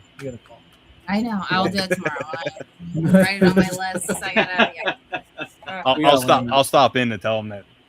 Yes, tell them we said hi, and I gotta get these kids back in school. They just, it's amazing how they just take your list and just go, you're not doing that today. You're gonna play cats with me, and it's like, it's hard being a good mom. I wish I was a shitty mom. I was just like, go freaking watch TV while I do all the stuff I need to do. Like, she is a great mom. Can you leave me alone so I can think for 5 minutes now? Okay.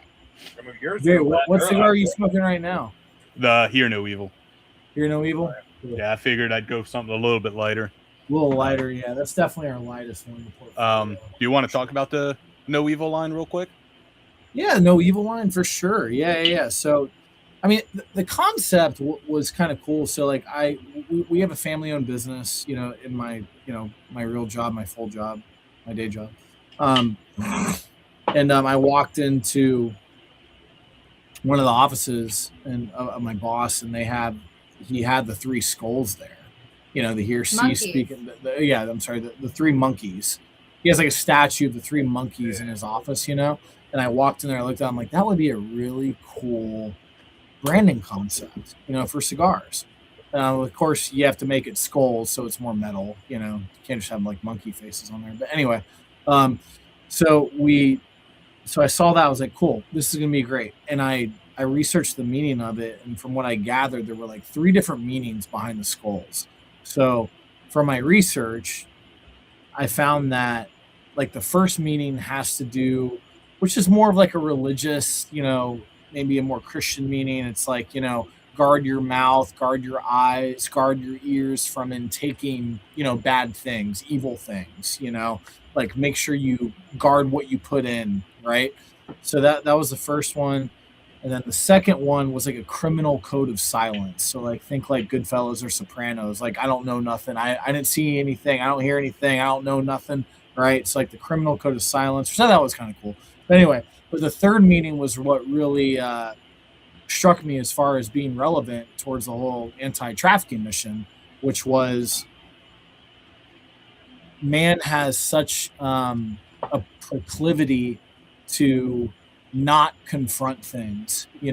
If we hear sounds or cries for help, do we address them or do we ignore them? If we see, an act of injustice, do we confront it or do we just ignore it and walk away? You know what I mean? So now we record it.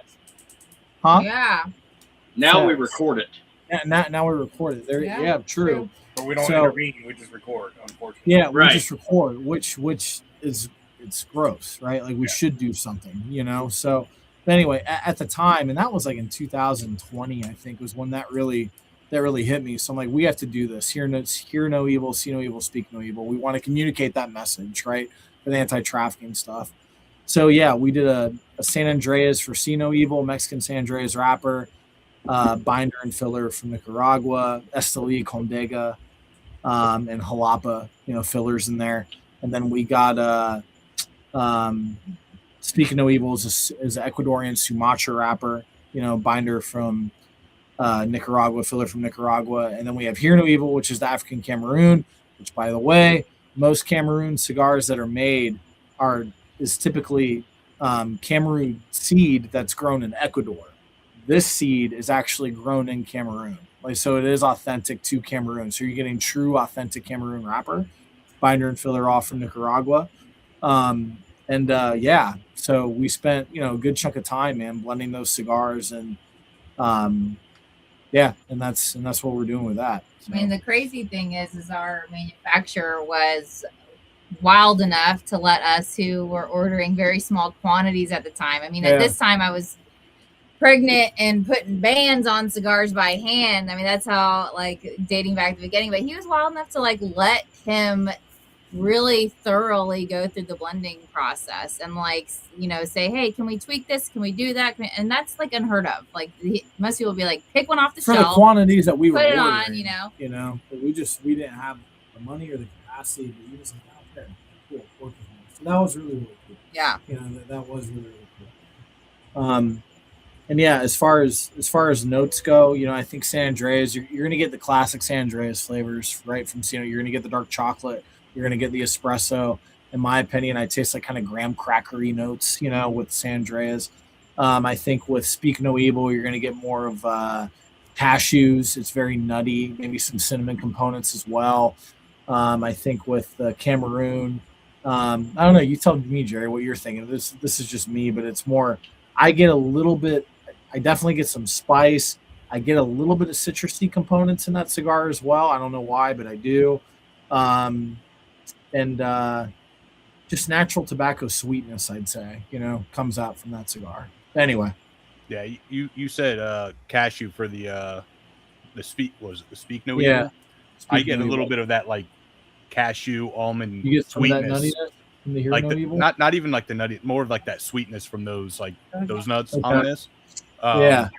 There's definitely a little bit of spice, but it's not overpowering.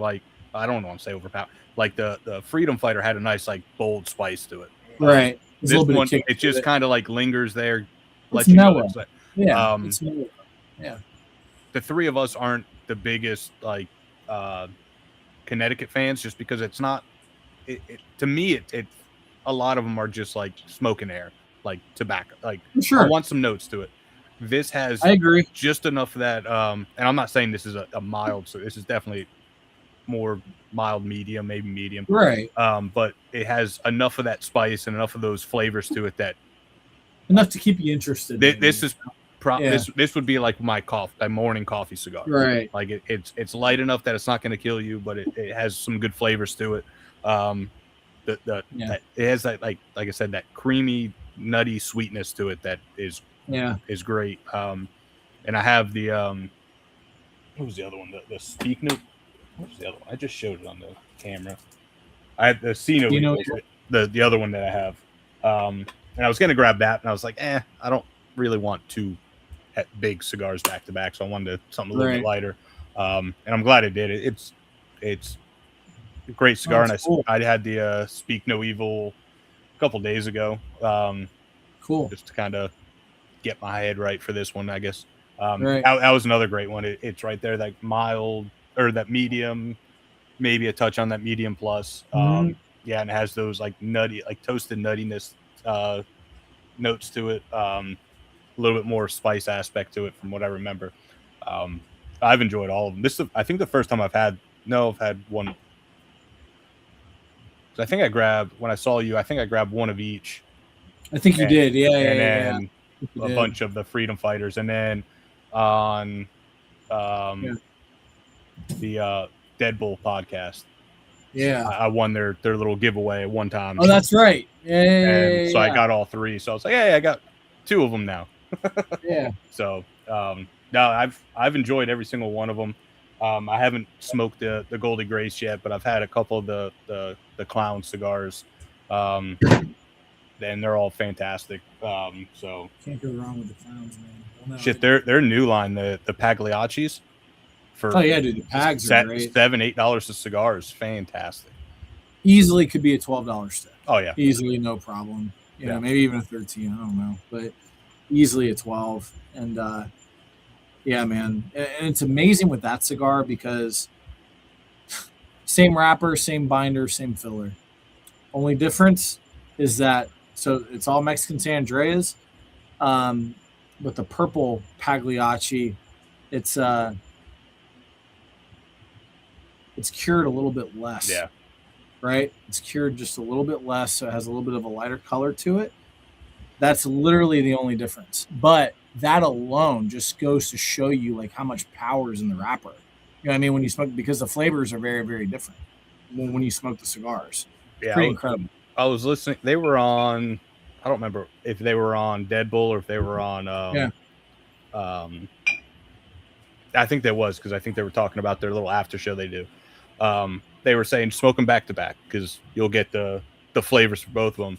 And I was like, you know what? And I did that one night, and I was like, oh, I like the what was it, the white band or whatever one? Like, I like this one. They're both good, but I like the white one. A week later, I tried them again on. I can't remember which one I smoked first and second, but I swapped them. I was like, no, that purple one's really good. So, dude, purple one's definitely more spicy. Has a little more of a spice kick to it. I think the blue one, the blue Pagliacci, that's more. It's heavier in a sense that you get like more dark chocolate, like heavier espresso notes. Which is what I like a lot of the time. Yeah, I like that too. It doesn't have as much spice though. Yeah. You know what I mean? It's the purple one, the spice one on the retro hail. Oh man, you can feel it. You know, you can definitely feel it. You know, and I think that's what it was. But, I think I had the one with spice second the first time, and I'm like, this is a lot of spice on it. And then I tried that one first, and it was more tamed. But yeah, I'm looking forward to getting into that Goldie Grace eventually. Oh yeah, man! It's one of those. Goldie Grace is like buttery croissants. That's another good one. I smoke that cigar any time of the day, but it's another good one of those that I want to be able to sit down and actually like enjoy it, not just sit out here for 10 minutes and chief it down real quick. I want to sit there and actually enjoy it. So I'll find some time. It's just it's summer in Florida. It's just too damn hot lately. I know, dude. I know. We're all doing it. And here I am. We're all drinking bourbon neat and smoking cigars that's hot as balls. And you're like, okay. Well, like that storm that I had roll in before we jumped on here, it was, I sent a text to the guys. It was like, I think it was 96 or something with a feel like of 103 or 106 or something. But as soon as the rain came through and stopped, it dropped it down to like 80. What are we at now? Like 86 now. It's not for being 9 o'clock at night. It's not cool, but it feels cold. Bad. It feels cold compared to what we we're usually at. So no, it's for sure. It's a good night. And these No Evil lines, they're right at like $10 or so, aren't they? $10. Yeah. Yep. $10 a pop. Yeah. Yeah, I'm looking at. I just pulled up Oak Glen, and they got 5 packs of them for $47.50. So there you go. A little less than $10. Come on. You know, you brought it up a minute ago. You asked what we were all smoking, and I'm smoking something different because I'm a dumbass. But it does lead me into a question that I've got for you. When you were, going through your exploration of cigars and whatnot, when you were first getting into it, what did you smoke? What were your favorites? What did you like? Good question. I think honestly, one brand that really sticks out to me, two really, but the first one's Ortega cigars. I don't know if you guys ever heard of Ortega. In 2013, Ortega did something that I don't think has been done in the industry before their time. I think they were the first to really kind of start the whole limited cigar craze, if you will.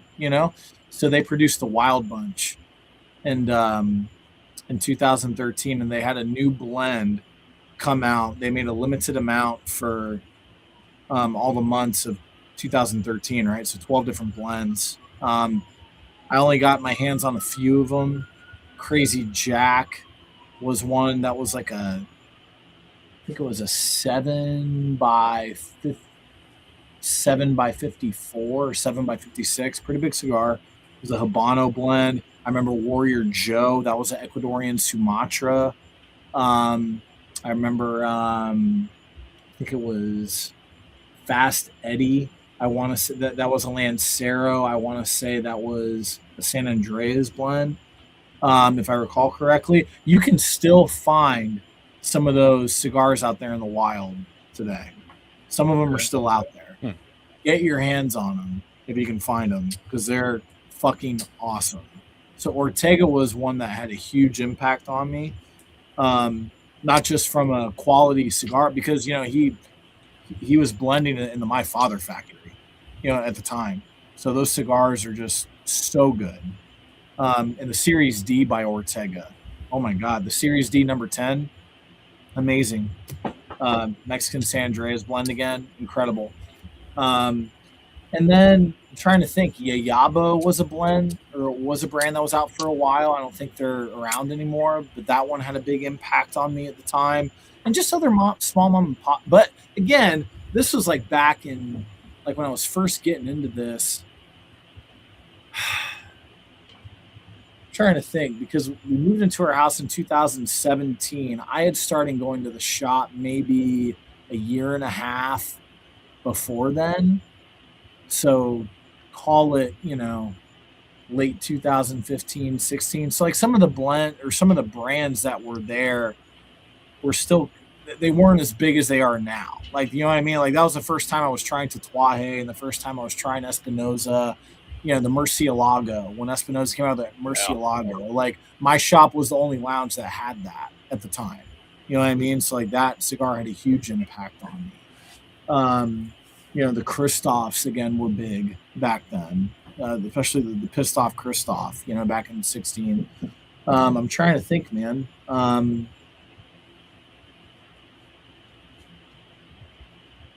Yeah.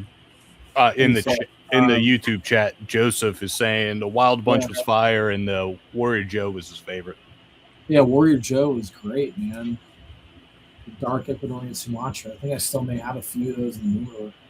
Well, now, as far as that goes, excuse me, I'm a slut for a Nicaraguan. I love them. I love them. What's your favorite? I mean, do you have a favorite? Like, is there a favorite region for you? You don't just as long as it tastes good, whatever. But I know I'm definitely Nicaragua. I'm like you, man. I'm Nicaragua all the way through. Yeah, to me, Nicaragua was the way to go. Those are all my favorite cigars when I was first starting out. That's where all the manufacturer that I've worked with, that's where he's based out of. And so Nicaragua to me is the place to be for sure. Although I haven't studied this cigar enough, and I need to, but El Septimo, they've had a cigar out of, I think it was Costa Rican tobacco that not I had. Confused with Timu. What's that? Yeah, not to yeah. But they had some Costa Rican blend, I believe, that was really, really good. I think it was what was it called? I'm so bad at remembering the shit. I apologize. It was the shit. I'm trying to remember. I have my phone on me. I'll tell you in 2 seconds. Sorry, I can't remember right now. But all right. That one, bourbon's involved. So yeah, I've been drinking wine since like 3, and now I'm having bourbon. So this is fun. Awesome. Good. Hold on. El Septimo. was expensive though, but hold on. Yeah, the Salvador Dali, El Septimo de Salvador Dali, 6.5 by 54. Damn, Yeah, it was a big one, and that's a big ass cigar. Shit. yeah, it is.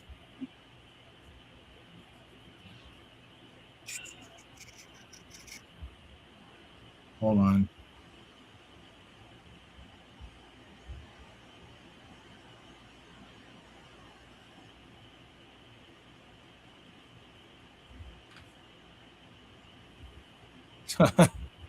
Now I'm looking at the website. It says wrapper, undisclosed proprietary aging, binder, Habano, and Ecuador filler, DR, Ecuador, Nicaragua. Maybe there's some other websites that said Costa Rica on there, but it did say Costa Rica, I think, on a few other ones. But anyway, that cigar was really, really good. That's all I'm trying to say. But through and through, Nicaragua for sure. Same. I'm a big fan of the Nicaraguas, like I said. Yeah. But so last week we had our friend UK to Nashville on the show, and one of the things that he said was one thing that he hears in the UK is that the US has no cigars that are worth a shit, and there are so many companies that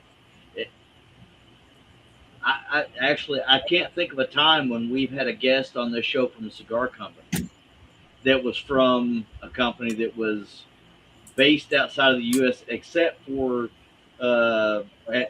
it's only because they live in Brazil, Sin and the Coburns. Yes, yeah, Sin and Josh. Yeah, and that's only because they live outside of the U.S. But they are Americans. There's so, and that was something that he found whenever he came over here. So I don't know if you scroll through Facebook Reels or TikTok like everybody else on the planet, but he's been over here a number of times. But he came over here and really exploded in popularity because he was a Brit that came over here for the World Cup, and he started doing basically British guy tries American food type situations, and he other things as well. It's not just food, but he's a very genuine, good person, and we really enjoyed having him on. But he said that one of the things that he had always heard in the UK is that Americans don't have cigars that are worth a shit over here. Yeah, because they hear about the embargo with Cuba and whatnot, and our relationship, and they're like, God, they don't have any cigars over there. Yeah, he alluded to, like, what did he say, like Pakistanis and Indians coming over and buying like thousands and thousands and thousands of dollars worth of cigars because England has like the best cigar market and everybody goes there to buy cigars. You can't get cigars anywhere else in the world, and it's like, are you fucking kidding me? Right, like. And then he was here and he found the joy and allure of the American culture. He loves ranch. This man loves ranch like nobody has ever loved ranch. Everyone outside of this country loves ranch for the first time when they come here and try it. So yeah, it's like the great connector of everyone who thinks they hate America. They come try ranch and they're like, greatest place on earth. America has ranch. Yeah, so great, so great. Or barbecue, but. He found out pretty quickly because he likes cigars that we do have. So, we and there's a lot of them that are based in Florida. We got you guys, and we've got I almost said Jay Mattingly. That's JC Newman. You got West Tampa. JC Newman. There we go. West Tampa is awesome. You got Banff Cigars down south. There's a ton around here, especially like down south with the whole. The Cuban heritage down there and in Tampa area with the heritage there. City. There's availability of cigars, whether they're United States made, it just, you can get good cigars for all over the country. Like, I mean, they're under the impression that you can't buy cigars for good prices in America, which is just crazy. Like, we know that, the rest of the world sees America as, a lot of places see it as a horrible place, but to say that you can't find good cigars on every fucking corner at every cigar bar. Like, I mean, it's insane to think that people believe that outside of this country, but that was a real thing. There's gas stations around here that that have humidors. Every liquor store I go to around me has at least like a bookshelf humidor, if not a walk-in, that you can find fantastic cigars. And it's like, are you kidding me? That kind of threw us all for a loop. That's a misconception that people like coming from overseas are like, better take some cigars with us because you're not going to be able to find any in America. It's like, are you kidding me? Like, what? I don't get that. Yeah, I don't get that. I mean, I know Cubans. I mean, and this is when I talk to people who are kind of ignorant of cigars, but are trying to dabble. You know, they automatically think that Cubans are the best. You know, and it's the forbidden fruit thing. You know what I mean? Like whatever's illegal or whatever's forbidden is, you know, the best. It has to be the best. You know, because you can't have it, and it's just bullshit.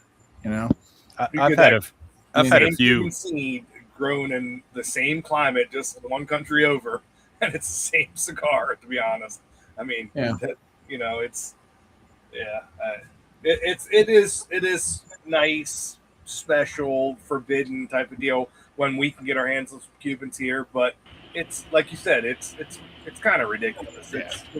I've had a few actual in the same climate in other countries on the same longitude latitude type of deal. It's the same cigar. It's just we can't get it here, so it's big, crazy, expensive thing. I've got some Cubans in my humidor right there, and they are not better than. So what I'm smoking right now is an Aganorsa leaf. It is a Nicaraguan, pretty much everything, and it's amazing, and it is 10 times better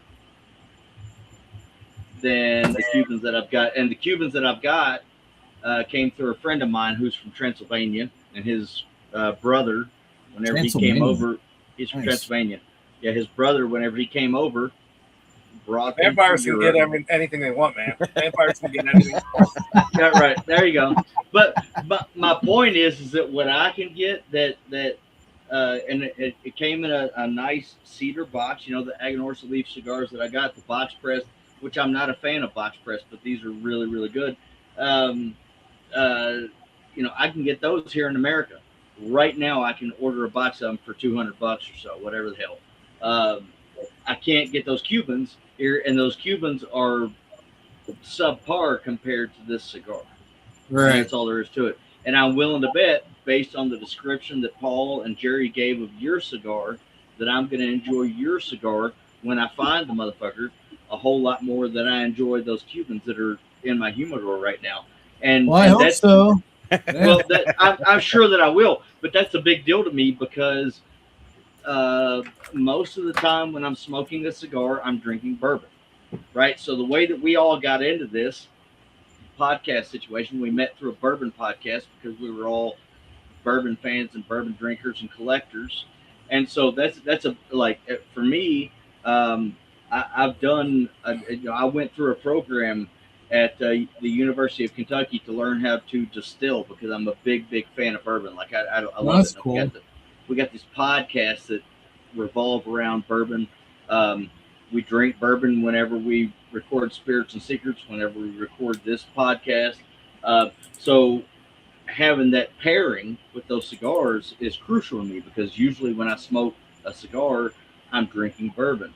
And the fact that, you know, Jerry and Paul are both like, you're going to get that burnt marshmallow s'mores note that you always like. They're right. I do like that. These guys know me very well. I've known these guys for years. We've only been around each other in person a few times, a handful of times. We spend this time with each other 3-4 hours every week on this call, and then we talk to each other daily. So they know me as well as anybody else. They know what I'm going to like, and the fact that that's the case, I'm going to like that cigar that you produced when I find it. So much more than I'm going to like those Cubans. So anybody that's going to, you know, talk shit about cigars and American cigars and the availability and whatever else, who gives a shit about Cuba? who gives a fuck? Because there are so many other cigars that are produced by American, and Americans are known for being, bigger than life and whatever. And we like the full flavor. Me personally, I like espresso, rare steak, full flavor cigars, full proof whiskeys, all these things that have the flavor, the full flavor that's injected into it. Yeah, exactly. And that's what I want out of a cigar. I want that to, because we've had cigars on here that didn't work. We had a cigar on here that Jerry and Paul absolutely loved, and it made me sick to my stomach, and I ran out of the my recording area here and went in the house and went to bed. It just didn't work. It made me upset, like my stomach. It made my stomach upset. So there are those as well, but I want my whiskey and my cigars to complement each other. And the fact that these two guys have said this cigar will complement my whiskey in a way that I'm going to enjoy, and they know that about me, speaks a lot to your cigars, because they can smoke those cigars and know, hey, I can recommend these cigars to somebody that is going to enjoy them, and I can do so with confidence. So that's cool. It speaks volumes to me. Yeah, no, I mean, I'll tell you, I smoked that some bitch until I couldn't smoke it anymore, until it was burning my lips. The Freedom Fighter. Yeah. And now that you said that, Adam, the cigar we had that turned Adam's stomach was pipe tobacco cigar. Would I be a degenerate if I bought myself a pipe and I put beautiful cigar nubs like this into a pipe? People do it all the time. Really? No, people do it all the time. As long as there's no pipe tobacco in there. Yeah, because I mean, I would love to smoke the rest of this little fucking half-inch, but it's burning my lips. But if I had a pipe that I could drop it into and smoke the rest of this wonderful cigar, I would do that. So that might be something that I do. I've never heard of anybody doing that before, but Jerry, if you condone it, I'm doing it. I've seen people do it. So that cigar that Adam was talking about was from Dunbarton. It was their Stillwell Star. I don't remember which one it was. Yeah. It was a blue star, I think. Yeah, they have a blue label. I think it was some pipe in there. It has some pipe tobacco in it. Very aromatic. Yeah. I liked it. Adam, creamy, rich. Definitely turned Adam's stomach. He was turning green after like 2 or 3 puffs, but me and Paul loved it. He didn't even just put it out. He left the podcast. He was like, "You guys are on your own." I did. And that's the thing too. The one thing you can count on as far as being a guest on this show at least, there's 3 of us here, and none of us are the type to blow smoke up your ass. But the one that's least likely to blow smoke up your ass and tell you exactly what they think is this guy right here. I can imagine.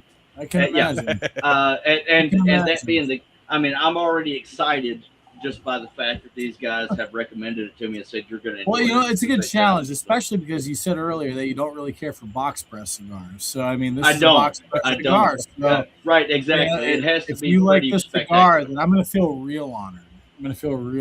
So I just don't like the way it feels. Yeah. Right. Like when I'm holding it, it's great because it's perfect between your fingers here, but when I'm hitting it, it's not. I don't like the way that it feels, and I don't know why. I just don't. But fair enough. That's the truth of the matter. Some people don't. That's fine. Yeah. But and at the same time, it's also weird because whenever I hold it between my teeth, a box press is more. It's more comfortable for me because of the flat surfaces. But regardless, I'm very excited to find this, and for me to say, for any of us to say, I've not had your product, but I'm extremely excited to find it and try it. Me too, is a big deal because we had a beer product early on in the show in the first season, and we gave it a good review, and then we found out because the beer products that we review, they need to be all natural and all this. We found out later that wasn't the case, and we did another show specifically dedicated to shitting on that company because they packaged it in such a way to make it seem as if it were all natural, and it's not. Okay, fair enough. Yeah. It was also so all 3 of us ordered. all three of us ordered something from a company, and I think all three of our packages got delayed. Didn't come in time, right? Like they were supposed to be in like Tuesday, Really? and by Friday they like mine ended up from, I don't remember where it was coming from, but it ended up in like Arizona or California or whatever. And maybe one of us got it, I don't remember. So like Thursday, we're like, shit, we got to figure out something. So we went on Amazon and found something, and we all used it for like 2 days, and it's like, all right, it's not bad, it's good. And then by like Monday morning, Tuesday morning, all of our faces all broken out. Was like the color of my shirt. It just started like burning us, and it was bad. Like it was good to start. Revolution. Out of Viking China. Revolution. Yeah, fuck they're them. I have no problem saying it now. It's all out of China. Fuck them. They have an office they sell out of in the United States, but it was Viking Revolution. Horrible product. Horrible ingredients. They fake it. It's who knows what the hell's in it, but it destroyed all of our faces. But we went on because it was like the 7th or 8th episode of this show that we did, and we used it for 2 days, and it was like, all right, good beard oil, everything it says, it's good ingredients and stuff, and it was great. And that's the problem with beard oils or beard products is that it takes a few days. I mean, you can tell I don't like the scent, I don't like the feel, whatever, but a few days later you can find out if the real. With cigars and whiskey, one puff, one sip, I can tell you if it's good or bad for me, but we made the mistake of giving a good episode to this shit product. So we made it right, and we still talk about it. It's been 3 years now. We bring it up whenever we can, like we are right now. Horrible products. Don't go buy a Viking Revolution on It's Amazon. The only product. Right. The only product I've ever tried. I've bought shit from supermarkets and stuff, like big brands that you think would be bad. Like we did Wild Willie's, which is like Willie Duck from Dynasty. Duck Dynasty. And, you think Bigfoot. We did Bigfoot too. Yeah, you would think they would put their name on something crappy. Right. No, they're good products. This was the only horrible product we've ever had, and Really? it's just like we have to do our due diligence. But that's the good thing with cigars and with spirits is one sip. I can tell you if it's going to be good. Like Adam said, with that one cigar for him, it was not good for him. From 2 puffs, it was not good. Fair enough. But everybody's different, but I don't see any. But with that cigar, like at least me and Jerry loved it. I don't see anybody using Viking Revolution and loving it. No, but we have learned to do our homework because of that particular episode, right? So the thing is, though, there's 3 of us here, and this podcast belongs to all 3 of us. So if two of the 3 like the product and the 3rd doesn't, we're still going to have those people on the show if we can, if they'll agree to come on. But you may have an outlier that's like, you know what, fuck you, and everybody that looks like you, everything that you make is terrible. That may happen. It's probably going to be me. Let's be fair honest. enough. But you know what, though? There's nothing wrong with that, though, because listen to me. If you're in any space where, especially if you're dealing with taste, you know what I mean? Especially if you're dealing with taste, you're always going to have people that don't like the product. Like you're always going to have that. And that's okay. Everybody. You can't please everybody. And it's like, look, we have, just speaking for Crystal and I, it's like, look, we have a sizable audience, at least that's enough for us, that not only cares about what we do, but that does enjoy our product. But the cool thing about us is we have people that, say, hey, you know what? Your cigars are okay, whatever, not really my cup of tea, but I respect what you're doing on the missional side, but you know what I mean? And it's like, okay, cool. We'll take you too. You know what I mean? Like we're not, whatever. That's fine. Like come hang out with us. Come talk to us. Come join us. Like that's how me and Crystal want to operate. But that's my thing about what you guys do. I will say this though. I will say this just as a precedence. Like right from the get-go, I knew that I don't want to be like a gimmicky type of company. You know what I mean? Like I don't want to promote this really big and serious matter of human trafficking and then have like a really subpar product to back it up. You know what I mean? Because nobody cares. Like if you have a great product, if you have a really good mission, if you have a bold mission, a great mission like anti-human trafficking, but you have a shitty product, it's hard to no one might, it's hard to get people to care. You know what I mean? It can be. It's really hard to get people to care. It's just like what we talked about earlier. Yeah. You could have a mission, but if your money is not going Yeah. to the right spot, then it's like no one's going to take you seriously. So you got, whether it's the money going to the right spot or a product being good, like you can't put out subpar shit on any aspect of it, and can't have people take you serious. Correct. So I've even talked to people that, you know, if our product isn't for them, they can still sense the quality in it. And it's like that's what I'm going for. It's like, okay, you can still sense the quality in a cigar and may not enjoy it. You know, you may sense that, okay, this is good tobacco. These are good primings. You know what I mean? This is, you know, this is a good wrapper. Maybe the blend's not for you, but you can tell that this is still quality tobacco. You know what I mean? Like, you can make that distinction. So we have had those conversations as well before. But anyway, I just say that to say that we didn't want to go out there again touting ourselves as being these anti-trafficking superheroes without having a really good product to back it up. You know what I mean? And that's what I think that we have. Yeah, so no, you definitely have great products.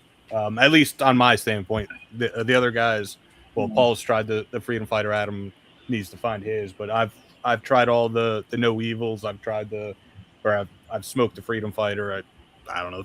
I think today was the third or fourth one that I've had, and it's all of them are great smokes. That's awesome.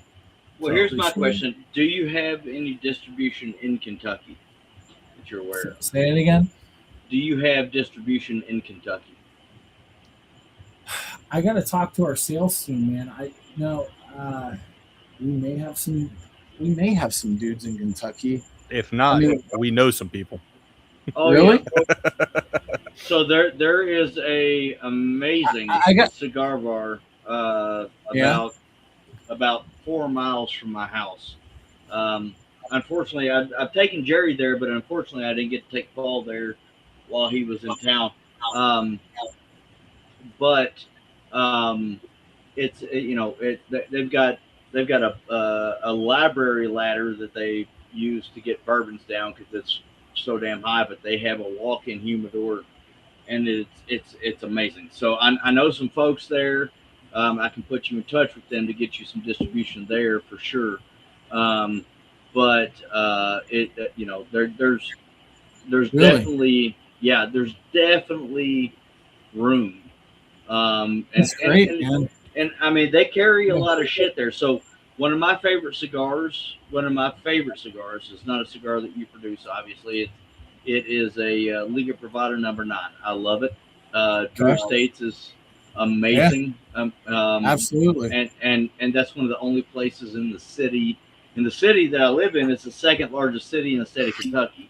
It's one of the only places I know of that I can go buy it. And it's about $25 a stick. Wow. But okay. I would like to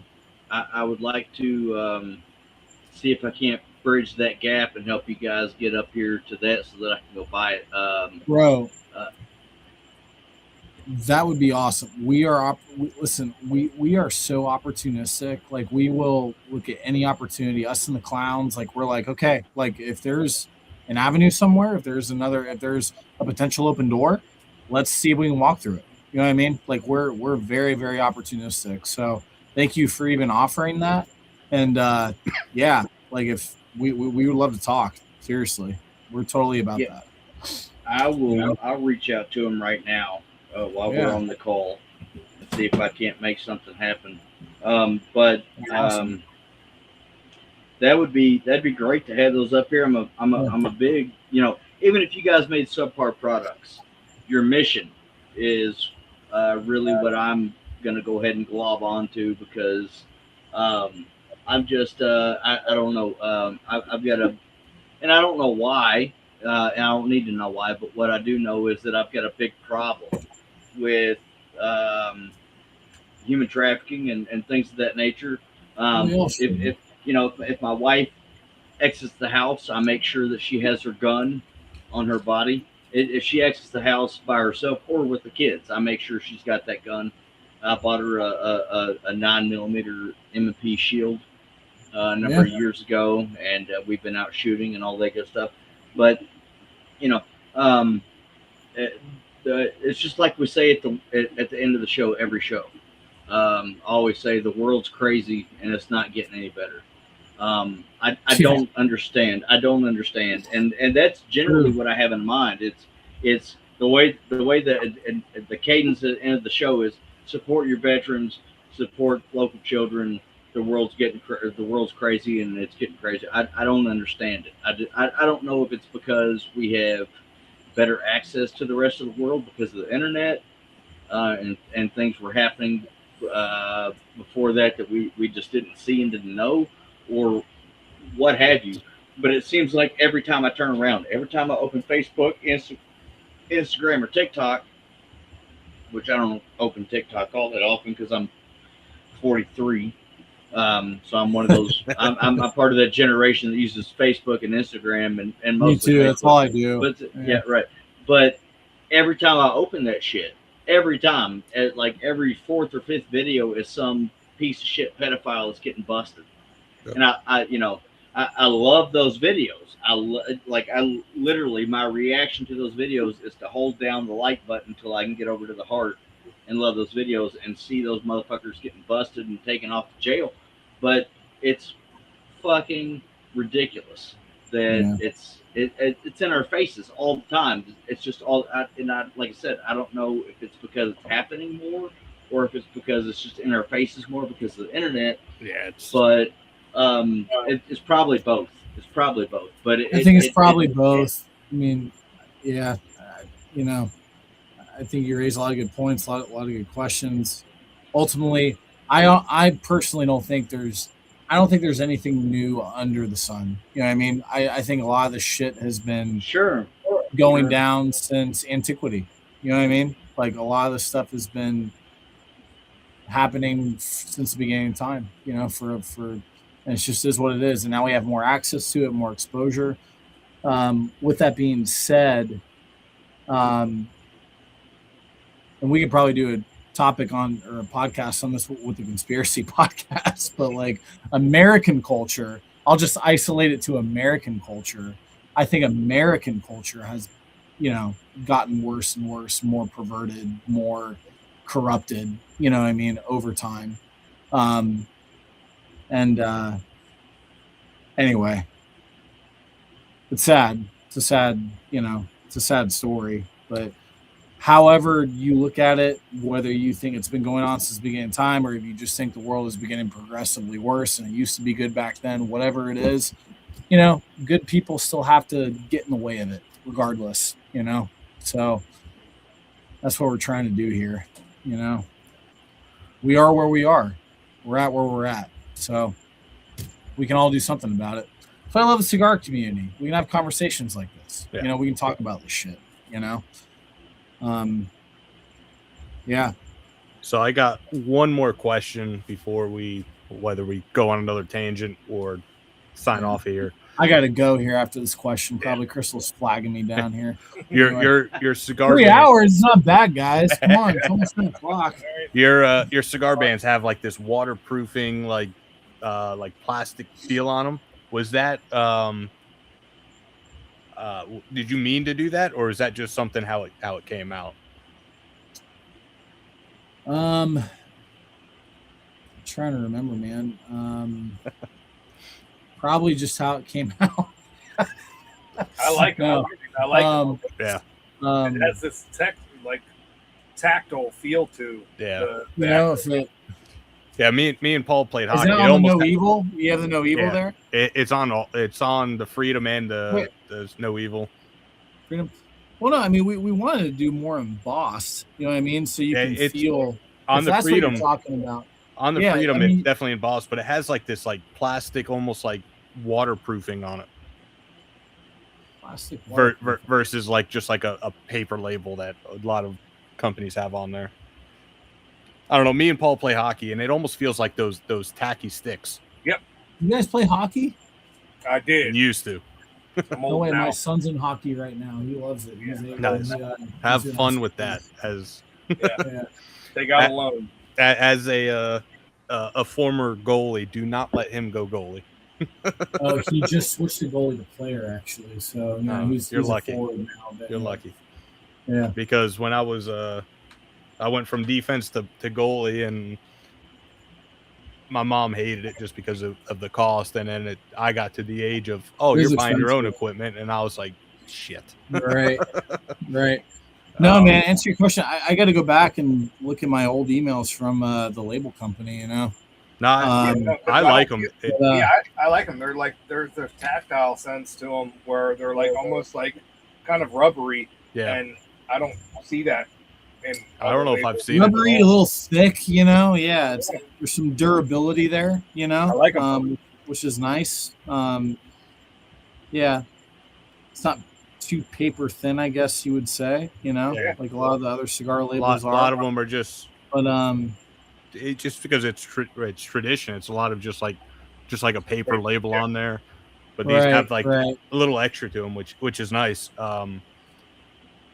Unfortunately, sometimes they do get, especially in the humidity down here, they get stuck to the cellophane. But that's I know. But other than that, I like them. They hold up, and they're easy to. The one thing is they're easy to peel off the cigar. They're not going to rip your cigar, which is one thing that pisses me off when I go to pull out a band off. It either rips itself or starts unraveling the cigar itself, and it's just like, come on, I just want this to come off easy. I want to smoke the rest of the cigar. I need this label. So you're saying we should keep our label company. You're saying we should keep our label company. Yes. I agree. But yeah, cool. Like you said, we're coming up on almost 3 hours now. Yeah, I think we if you guys are up to it, I think we sometime down the road we talk, and we kind of, one of the giveaways that we'll kind of partner with you guys and do absolutely, whether it's what was it, Sarah's Roots or the other one. We'll partner up with that and see if we could raise some money for it. Dude, that would be. I think incredible. That first giveaway we did, we were. I say only, but if someone donates $1 and that's it, it's a good thing. I think we raised $200-300 the first one, and that was our first year. Like we were, like 20 episodes in or something like that. Yeah. Like, no, that was a little bit further down. It was a little further down. It was still within our first year. It was right before our second year. Yeah. So yeah, that's awesome.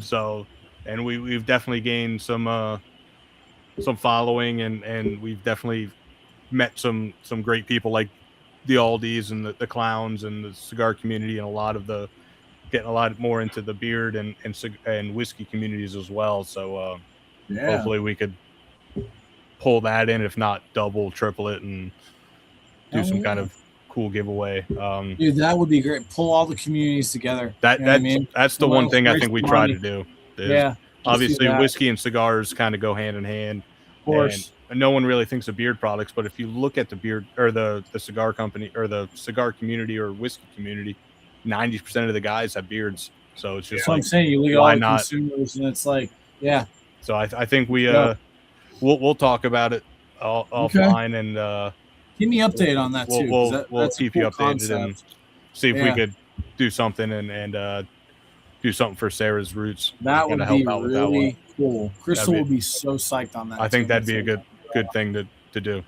Hell yeah, absolutely. And we need to figure out a time for you guys to be on Spirits and Secrets. If you can hang out for 5 more minutes, we'll go ahead and end the episode right here, and then figure out that time. Okay. That brings us to the end of another episode of Bourbon, Beards, and Belvederes. As always, we want to encourage you guys to support veterans, local and abroad, and local and active duty military members, first responders, nurses, doctors. They're all out there giving everything they've got for us.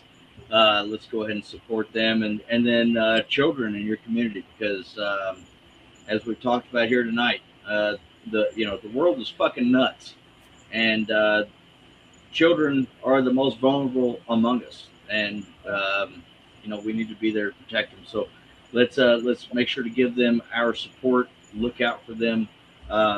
It really does cross boundaries and barriers. Race doesn't need to be factored in when we're talking about kids. It doesn't need to be factored in at all. But let's really talk about it when kids are involved. There's no reason to let that be a barrier. So let's look out for all the kids in our community, all of them. Absolutely, they're all special and deserve our protection. As always, we encourage you to enjoy your spirits and your cigars responsibly. And until next week,